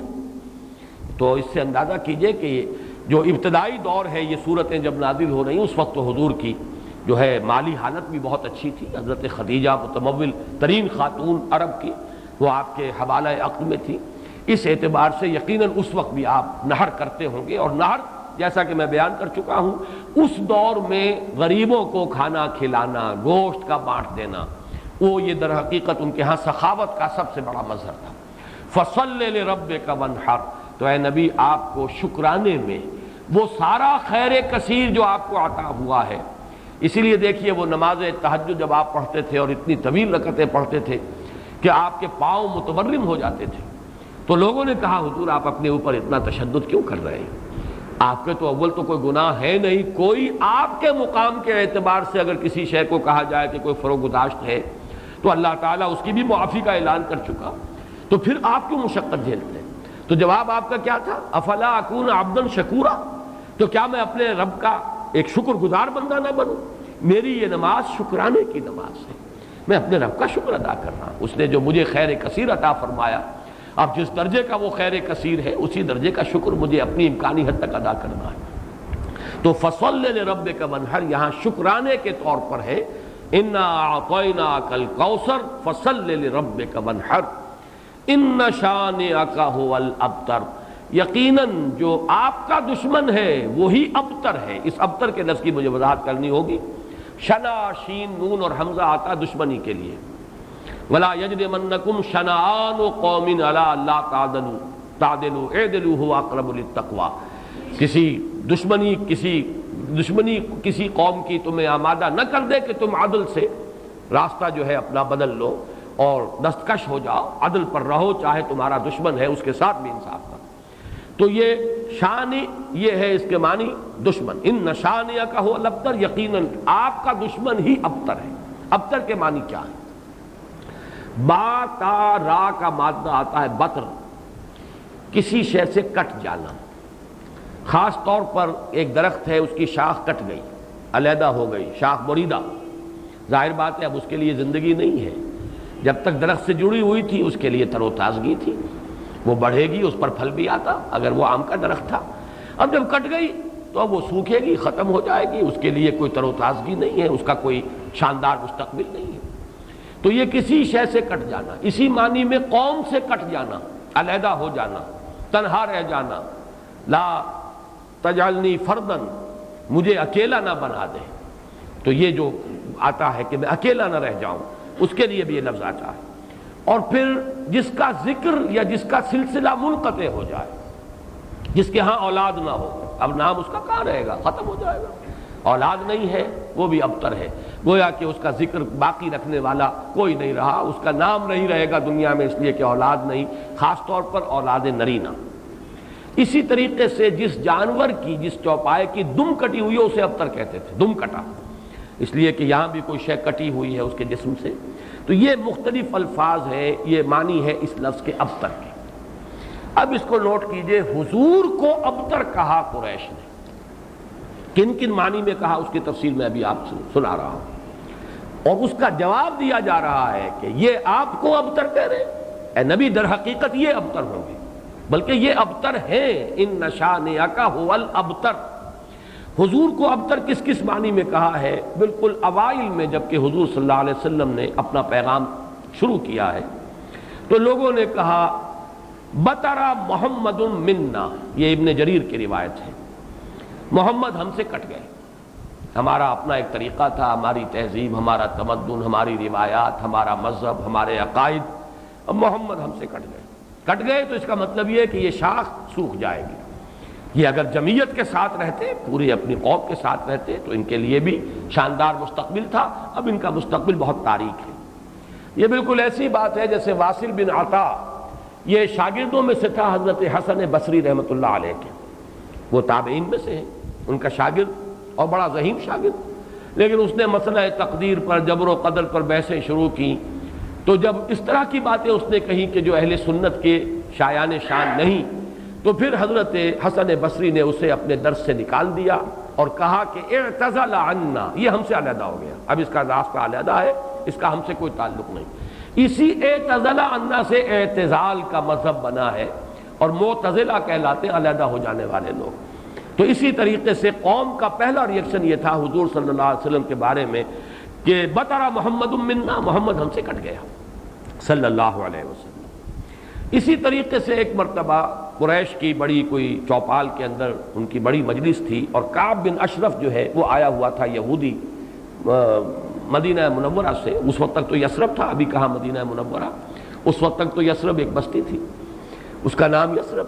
وہ تو حضور ہجرت فرما کر گئے تو پھر وہ مدینۃ النبی اور المدینۃ المنورہ بنا ہے. تو وہاں لوگوں نے کہا، حضور کا ذکر کیا، اس نے پوچھا ہوگا کہ سنا ہے آپ کے ہاں کوئی ہے جس نے نبوت کا دعویٰ کیا ہے. تو الفاظ نقل کیے ہیں بزار نے حضرت ابن عباس رضی اللہ تعالی عنہما سے، الا تری الی ھذا الصبی المنبتق، دیکھتے نہیں ذرا تم، الا تری، یہ وہی ارایت الذی، یہ ان کے ہاں تعجب کی بات ہوتی تھی، ذرا دیکھو تو، تعجب بھی تحقیر بھی. یہ ہمارا ایک بچہ ہے. اب دیکھیے بچہ کہہ رہے ہیں، حضور اس وقت 42-43 سال کے ہوں گے، لیکن یہ انداز حقارت ہے، یہ تحقیر. پھر یہ کہ یہ لوگ ہوں گے 60 65 70 کے، یہ بڑے چودھری بیٹھے ہوئے، تو ان کے لیے تو وہ نوجوانی کی جو عمر ہے وہ 42-43 سال، وہ بھی گویا کہ بچہ ہونے کی بات ہے. الا تری الی ھذا الصبی المنبتر من قومہ، جو کٹ گئے اپنی قوم سے، یزعم انہ خیر منا، اور سمجھتا یہ کہ یہ ہم سے بہتر ہے، اس کا دین ہمارے دین سے بہتر، اس کا عقیدہ توحید ہمارے عقیدہ شرک سے بہتر. وَنَحْنُ أَهْلُ الْحَجِيجِ وَأَهْلُ الصَّدَانَةِ وَأَهْلُ السِّقَايَةِ، حالانکہ ہم حاجیوں کا بندوبست کرنے والی قوم ہیں، ان کی میزبانی کرتے ہیں، انہیں پانی پلاتے ہیں. یہ جب الفاظ میں پڑھ رہا تھا آج تو مجھے وہ آیت یاد آئی سورہ توبہ کی، اجعلتم سقایۃ الحاج وعمارۃ المسجد الحرام کمن آمن باللہ والیوم الآخر وجاہد فی سبیل اللہ. اللہ پر ایمان لانا، یوم آخر پر ایمان لانا اور جہاد کرنا، یہ ہے اصل اعمال. یہ حاجیوں کی کوئی خدمت کر لی، پانی پلا لیا، تم نے اس کو بڑی اونچی نیکی سمجھا ہوا ہے۔ تو یہ بھی منبتر اس شخص کو کہیں گے جو کٹ گیا اپنی قوم سے۔ سب سے زیادہ تلخ انداز میں جو بات کہی گئی حضور کے بارے میں، اور ابتر کا لفظ آپ کے بارے میں استعمال ہوا، اور یہ سمجھیے کہ یہ بھی دنات اور پستی کی انتہا تھی۔ حضور کے دوسرے صاحبزادے حضرت عبداللہ کا جب انتقال ہوا، یہ ذرا نافلہ تعلق کے درجے میں نوٹ کر لیجئے کہ حضور کی صاحبزادیاں اور آپ کو 2 بیٹے، 4 بیٹیاں اللہ نے حضرت خدیجہ کے بطن سے عطا فرمائیں۔ آپ کی کسی اور زوجہ سے اولاد نہیں ہوئی، صرف ایک کنیز ماریہ قبطیہ کے بطن سے حضرت ابراہیم، اور وہ مدنی دور کا آخری زمانہ ہے جبکہ آپ کو وہ اللہ نے بیٹا عطا فرمایا، وہ بھی کم سنی ہی کے اندر فوت ہو گئے، حضرت ابراہیم۔ تو یہ جو ترتیب ہے حضور کی اولاد میں، سب سے بڑے تھے قاسم، اسی لیے ابو القاسم آپ کی کنیت ہے۔ اس کے بعد حضرت زینب، اس کے بعد عبداللہ، حضرت عبداللہ حضور کے دوسرے بیٹے، اور پھر 3 بیٹیاں ام کلثوم اور فاطمہ اور رقیہ رضی اللہ تعالی عنہم وعنہن، ان سب سے اللہ تعالی راضی ہو۔ یہ آپ کی اولاد ہے۔ پہلے قاسم فوت ہو گئے تو چلیے ایک بیٹا عبداللہ ابھی آپ کے پاس تھا، جس رات ان کا بھی انتقال ہو گیا اس کے بعد چرچا ہوا محمد ابتر ہو گئے۔ چنانچہ سب سے زیادہ کمینگی کا مظاہرہ جو ہے ابو لہب نے کیا، پڑوسی تھا حضور کا۔ اب بھی آپ جہاں جاتے ہیں تو حضور کا گھر اور پھر اس کے ساتھ ہی وہ ابو لہب کا گھر جو ہے، اس کے اب تو نشان باقی رہ گئے، صرف باقی اب سب ختم ہوا، بڑے بڑے محل بن گئے ہیں ان کے آس پاس، بڑی عمارتیں بن گئی ہیں۔ ابو لہب دوڑا دوڑا گیا ہے اسی شب، ادھر انتقال ہوا ہے عبداللہ کا، اور وہ دوڑا ہوا گیا اور اس نے جا کے خوشخبری دی، بطر محمد اللیلہ، آج کی رات محمد کی جڑ کٹ گئی، محمد ابتر ہو گیا صلی اللہ علیہ وسلم۔ گویا کہ خوشخبری دے رہا۔ یہ دنات اور پستی کی انتہا ہے۔ اس کو نوٹ کر لیجئے کہ اب آگے چل کر سورۃ اللہب اب دور نہیں رہی ہے، شاید اگلے ہی درس میں ہم 3 صورتیں پڑھیں گے، سورہ کافرون، سورہ لہب اور سورۃ النصر۔ آج جیسے 2 پڑھ رہے ہیں، پچھلے درس میں بھی 2 صورتیں پڑھی تھی، اگلے درس میں 3 صورتیں پڑھیں گے انشاءاللہ العزیز۔ بدترین انسان، ارذل الخلائق جو تھا حضور کے دشمنوں میں، وہ ابو لہب تھا، قریب ترین عزیز، حضور کا سگا چچا، لیکن یہ کہ بدترین دشمن، اور دشمن بھی دشمن میں فرق ہے۔ خدا 5 انگوش یکساں نہ کر، نہ ہر زن زنستو، نہ ہر مرد مرد، خدا 5 انگوش یکساں نہ کر۔ آپ کے موافقین اور مومنین بھی برابر نہیں تھے، کہاں حضرت ابو بکر رضی اللہ تعالی عنہ، کہاں اس دور کے کوئی عام صحابی، پھر آپ کے دشمن بھی برابر نہیں تھے۔ تو بدترین دشمن یہ ابو لہب ہے، اور اندازہ کیجئے اس کی دنات کا کہ بطر محمد اللیلہ، آج کی رات محمد کی جڑ کٹ گئی، ابتر ہو گئے محمد، معاذ اللہ۔ یہی لفظ کہے تھے پھر عاص ابن وائل سہمی، جو آپ کے دشمنوں میں سے، مخالفین میں سے بہت بڑا چودھری تھا، ان محمد ابتر، اب تو محمد ابتر ہو گئے، ان کی جڑ کٹ گئی۔ لا ابن لہو یقوم مقامہ بعدہ، ان کا کوئی بیٹا رہا ہی نہیں کہ جو ان کی جگہ، ان کے مقام پر، ان کی جگہ پر کھڑا ہو، جانشین بنے، ان کے مشن کو آگے لے کر چلے۔ فَإِذَا مَاتَ انقطع ذِكْرَهُ، جب محمد اب فوت ہو جائیں گے تو ان کا ذکر بھی منقطع ہو جائے گا۔ یہ وہ ابتر کا مفہوم جس کا کہ تقابل ہم کریں گے، اِنَّا وَرَفَعْنَا لَكَ ذِكْرَكَ، وہ کہہ رہے تھے کہ ذکر منقطع ہو جائے گا، اور سورۃ الانشراح میں اللہ کی طرف سے نوید آئی، وَرَفَعْنَا لَكَ ذِكْرَكَ، ہم نے تو آپ کا ذکر بہت بلند کر دیا۔ تو یہ ہے اِنَّ شَانِئَكَ هُوَ الْأَبْتَرُ، اے نبی آپ ابتر نہیں ہوں گے، آپ کو تو ہم نے خیر کثیر عطا فرمایا، آپ کا ذکر بلند کیا، آپ کی مانوی اولاد، آپ کی امت، کتنے بڑے بڑے اولیاء اللہ، صوفیاء، اہل اللہ، اتقیاء، صلحاء، مجددین، علماء، جن کے بارے میں علماء امتی کا انبیاء بنی اسرائیل، وہ سب آپ کی مانوی اولاد۔ پھر آپ کی صاحبزادی حضرت فاطمہ سے جو اولاد چلے گی، اس کا جو مقام و مرتبہ دنیا میں ہوگا، تو آپ ابتر نہیں ہیں معاذ اللہ۔ جیسے سورہ نون کے شروع میں فرمایا، نون والقلم وما یسطرون ما انت بنعمت ربک بمجنون، اور کچھ دنوں کے بعد دیکھ لیں گے کہ کون مجنون تھا، محمد مجنون تھے معاذ اللہ، یا ابو جہل مجنون تھا اور پاگل ہو گیا تھا، اس کی مت ماری گئی تھی۔ فَسَتَنظُرُ وَيَنظُرُونَ بِأَيِّكُمُ الْمَفْتُونُ، یہ میں بھول رہا ہوں آیت، آپ بھی دیکھ لیں گے اور یہ بھی دیکھ لیں گے کہ کون تھا جو کہ بچل گیا تھا اور جس کی مت ماری گئی تھی۔ اسی طرح یہاں فرمایا ان شانئک ھو الابتر۔ درس تو مکمل ہوا، اب ذرا بعض ضمیمیں ہیں ان کا چونکہ آئندہ کے درس سے بھی تعلق ہے، اور جیسے میں نے مولانا فراہی رحمۃ اللہ علیہ کے بارے میں اپنے پچھلے درس میں کچھ عرض کیا تھا کہ اگرچہ ان کا بہت اونچا مقام ہے میری نگاہ میں، لیکن وہ سائنٹیفک ریشنلزم سر سید کی صحبت کی وجہ سے اور ان کے زیر اثر آنے کی وجہ سے کسی نہ کسی درجے میں متاثر ہو گئے تھے، جو سورہ فیل میں انہوں نے تمام جو مفسرین اور تمام معصور جو تفسیر ہے اس کو چھوڑ کر ایک علیحدہ راہ اختیار کی۔ اسی طرح چند باتیں آج میں عرض کرنا چاہتا ہوں۔ ایک تو یہ جو صورتیں اس وقت ہم پڑھ رہے ہیں، ان میں سے تقریباً تمام صورتوں کے بارے میں مکی اور مدنی ہونے کا اختلاف موجود ہے، حالانکہ اکثر و بیشتر کے نزدیک اجماع امت اور اجماع مفسرین کے نزدیک یہ ساری صورتیں جو ابھی تک ہم نے پڑھی ہیں یہ مکی ہیں، لیکن مدنی کی روایات بھی موجود ہیں۔ خاص طور پر اس سورہ مبارکہ کے بارے میں تو ایک ایسی روایت ہے جو مسلم شریف میں بھی ہے، مسند احمد میں بھی ہے، سنن ابی داؤد میں بھی ہے، سنن نسائی میں بھی ہے، اور حضرت انس رضی اللہ تعالی عنہ سے مروی ہے۔ حضرت انس حضور کے خادم خاص رہے مدنی دور میں۔ اب ظاہر بات ہے وہ واقعہ بیان کر رہے ہیں۔ وہ کہتے ہیں کہ ایک روز حضور ہمارے مابین تشریف فرما تھے اور کچھ گفتگو ہو رہی تھی، اچانک کچھ آپ کو ایک خاص اونگ کی سی کیفیت آپ پر طاری ہوئی، یعنی آپ نے آنکھیں بند کی اور اس کے بعد آپ نے آنکھیں کھولی تو آپ کے چہرے پر مسکراہٹ تھی، تبسم تھا۔ ہم نے پوچھا کس بات پر؟ آپ نے فرمایا کہ مجھ پر سورت نازل ہوئی ہے، اور پھر بسم اللہ پڑھ کر آپ نے انا اعطیناک الکوثر فصل لربک وانحر ان شانئک ھو الابتر یہ سورہ مبارکہ سنائی۔ اب یہ روایت اتنی قوی ہے کہ اس کی بنا پر کچھ حضرات کی رائے ہے، اکرمہ اور مجاہد اور قتادہ، اور اس کو امام مسلم نے بھی تسلیم کیا، اور الاتقان میں امام سیوطی نے بھی اسے مدنی صورت قرار دیا، جبکہ حضرت ابن مردویہ سے یہ مروی ہے کہ ابن عباس، عائشہ اور ابن زبیر رضی اللہ تعالی عنہم یہ سب کے سب اسے مکی قرار دیتے ہیں، اور جمہور مفسرین نے اسے مکی قرار دیا ہے۔ میں نے خاص طور پر آج بات اس لیے بیان کی ہے کہ ان چھوٹی صورتوں کے بارے میں اکثر و بیشتر کے بارے میں اختلاف ہے، نمبر ایک۔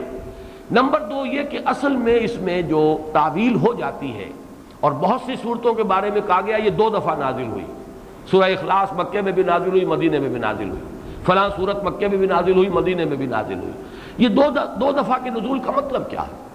ہوتا یہ تھا کہ قرآن مجید ظاہر بات ہے کہ اس طریقے سے مصحف کی شکل میں تو موجود تھا ہی نہیں، کسی کچھ صورتیں یاد ہیں، کسی کو کچھ صورتیں یاد ہیں، ابھی پورا قرآن نازل بھی نہیں ہوا، یہ تو یوں سمجھیے کہ مدنی کے دور کے بھی انتہا پر جا کر پورا قرآن بنے گا، تو وہ اتنا چرچا نہیں تھا لوگوں کے مابین۔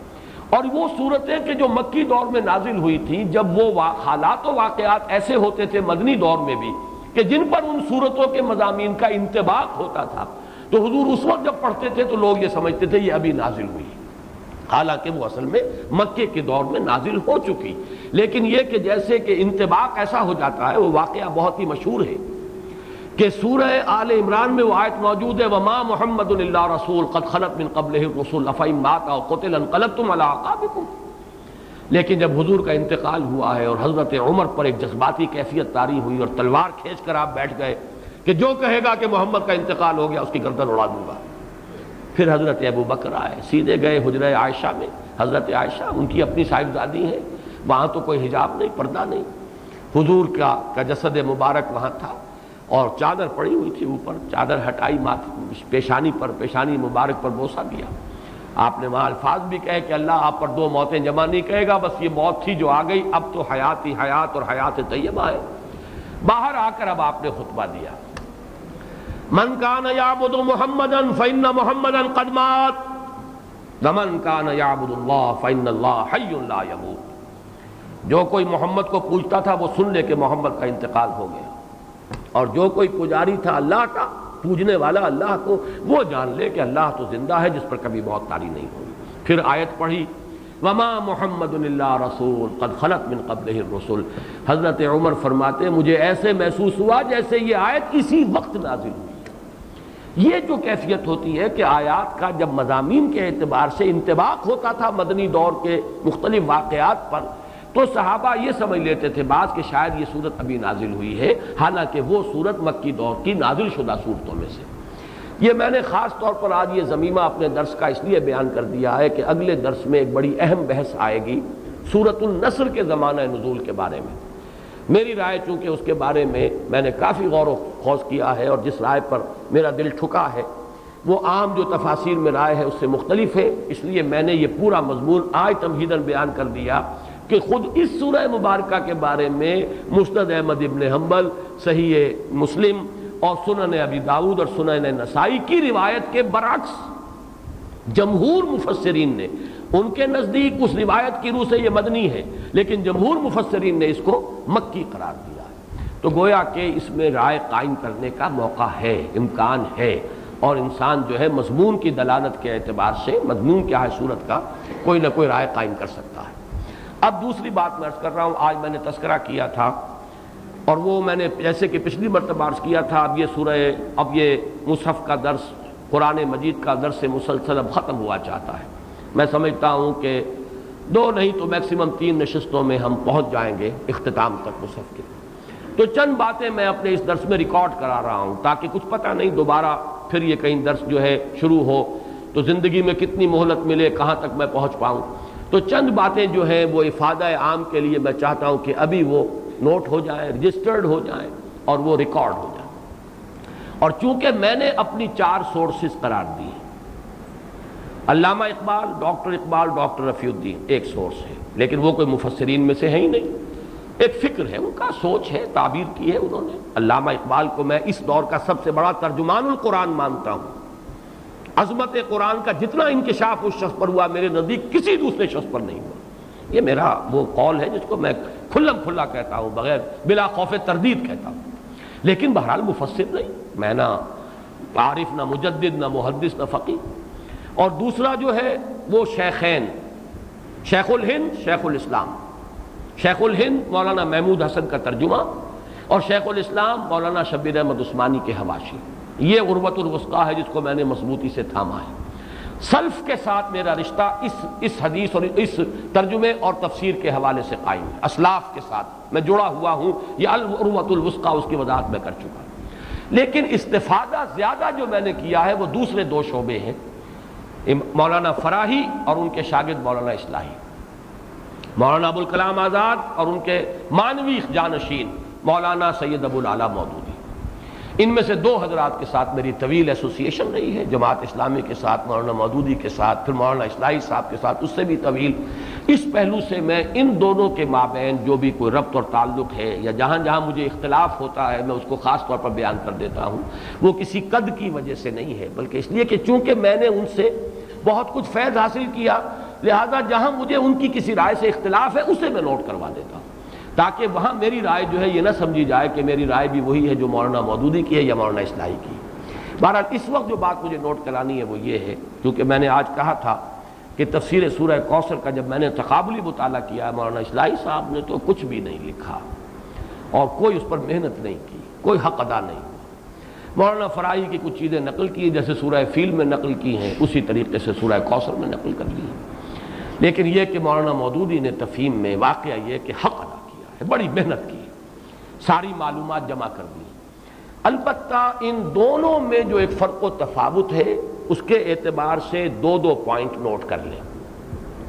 مجھ سے بہت سے لوگ مشورہ مانگتے ہیں کہ آپ کون سی تفسیر ریکمنڈ کرتے ہیں، تو میں ہمیشہ یہ کہا کرتا ہوں کہ مولانا مودودی کی تفہیم اگر صرف آپ پڑھتے ہیں تو حواشی جو ہے شیخ الہند کے اور شیخ الاسلام کا ترجمہ اور حواشی وہ ضرور شامل کر لیجیے۔ تدبر قرآن پڑھتے ہیں تو اس کے ساتھ بھی اس کو ضرور شامل کیجیے۔ اس کی کیا وجہ ہے؟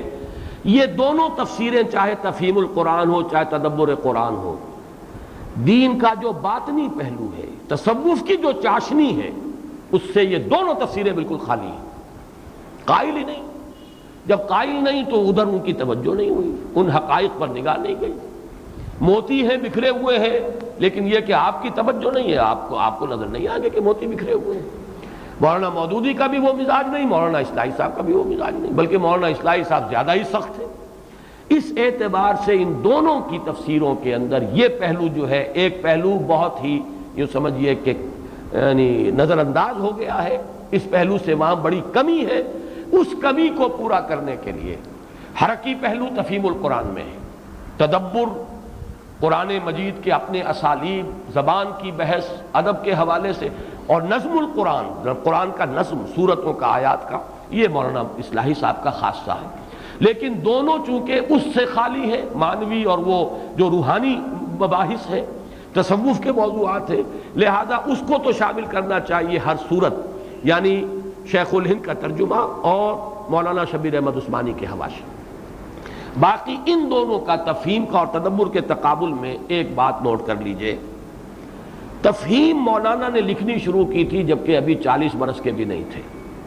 یہ فروری سن 42 میں لکھنی شروع کی ہے جبکہ 38-39 برس کی عمر تھی، سن 3 میں پیدائش۔ تکمیل ہوئی ہے جون سن 72 میں، انتقال سن 1979 میں ہوا ہے۔ یعنی یہ ان کی یوں سمجھئے کہ میچورٹی کا دور ہے پورا کا پورا۔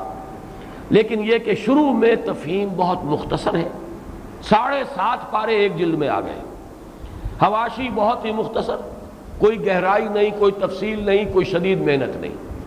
البتہ جیسے جیسے آگے بڑھے ہیں جوہر کھلے ہیں، تاریخی پس منظر ہر صورت کا بہت خوبصورت بیان کیا ہے۔ پھر یہ کہ اقوال جو ہیں ہمارے اسلاف کے، انہیں جمع کرنے کی بڑی محنت کی ہے۔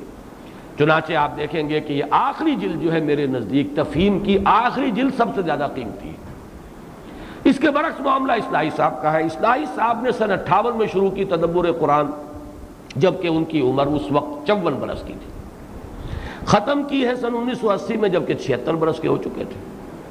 ان کے ہاں آپ کو یہ نظر آئے گا پہلی جلد ان کا ماسٹر پیس ان کا جو ہے پہلی جلد ہے، اور پہلی جلد جو ہے یوں سمجھ لیجئے کہ تقریباً 10 سال میں لکھی ہے انہوں نے۔ بعد میں معلوم ہوا ہے کہ وہ جلدی کے اندر اور وہ محنت نہیں کر سکے ہیں۔ پھر جیسا کہ آخری صورت کی جو آخری پارے کی صورتوں میں آ کر تو مجھے شدید مایوسی ہوئی، جو وہ پہلو ہے مستقل تصوف کے اور باطنی اور ایمانی حقائق، وہ تو خیر پورے ہی اس تدبر قرآن کے پورے سلسلے کے اندر وہ ڈیفیشنسی ہے، لیکن آخری جلد پر آ کر تو مجھے بہت مایوسی ہوئی ہے۔ معلوم ہوتا ہے بس تیزی سے مکمل کرنے کا اور اس کے اندر کوئی جو محنت جو ہے اس کا مادہ مجھے نظر نہیں آتا۔ تو یہ میرا تجزیہ ہے ان دونوں کا، میں دونوں سے مستفید ہوتا ہوں، کسی شے میں بھی لکیر کا فقیر نہیں ہوں۔ حرکت، اقامت دین کی جد و جہد، انقلابی ایک عمل اور اس کا پروسیس، اس کا تاریخی پس منظر، یہ تفہیم کا خاص پہلو ہے۔ اور خود جیسے کہ کوئی مائکروسکوپ فوکس کر دی جائے گہرائی میں قرآن مجید کے اترنے کے لیے، یہ اس کا نظم کلام اور یہ جو بھی اس کا ربط ہے، اس کے اعتبار سے مولانا فراہی اور مولانا اصلاحی صاحب کا بہت اونچا مقام ہے۔ باقی میں نے عرض کر دیا دونوں تفسیریں ڈیفیشنٹ ہیں ان موضوعات کے اعتبار سے جن کا عنوان تصوف ہے، جو میرے نزدیک ایمان ہی کی بلند ترین چوٹی کا نام ہے احسان، ان تعبد اللہ کانک تراہ فإن لم تکن تراہ فإنہ یراک۔ اس سے یہ دونوں بے بہرا ہیں۔ باقی دونوں کا تقابل کیا جائے تو مولانا اصلاحی کا ماسٹر پیس ان کی پہلی جلد ہے اور مولانا مودودی کا ماسٹر پیس ان کی آخری جلد ہے، اور ان کے ہاں جوہر کھلتے چلے گئے۔ اور یہاں یہ ہے کہ بڑھاپے کے آثار جو ہے وہ اتنے طاری ہوئے شاید کہ پھر میں تفصیل سے عرض کر چکا ہوں پہلے بھی کہ بعض جگہوں پر تو وَنُنَكِّسُهُ فِي الْخَلْقِ والی بات جو ہے، وَمَن نُعَمِّرْهُ نُنَكِّسُهُ فِي الْخَلْقِ، اس کا معاملہ بھی ہو گیا ہے۔ بہرحال جس کو بھی اردو زبان کی تفسیروں سے استفادہ کرنا ہو، میرے نزدیک تفہیم بھی اس کے لیے لا بد منہ ہے، تدبر قرآن بھی اگر وہ زیادہ گہرائی میں جانا چاہتا ہے بہت مفید ہے، لیکن ان دونوں کے ساتھ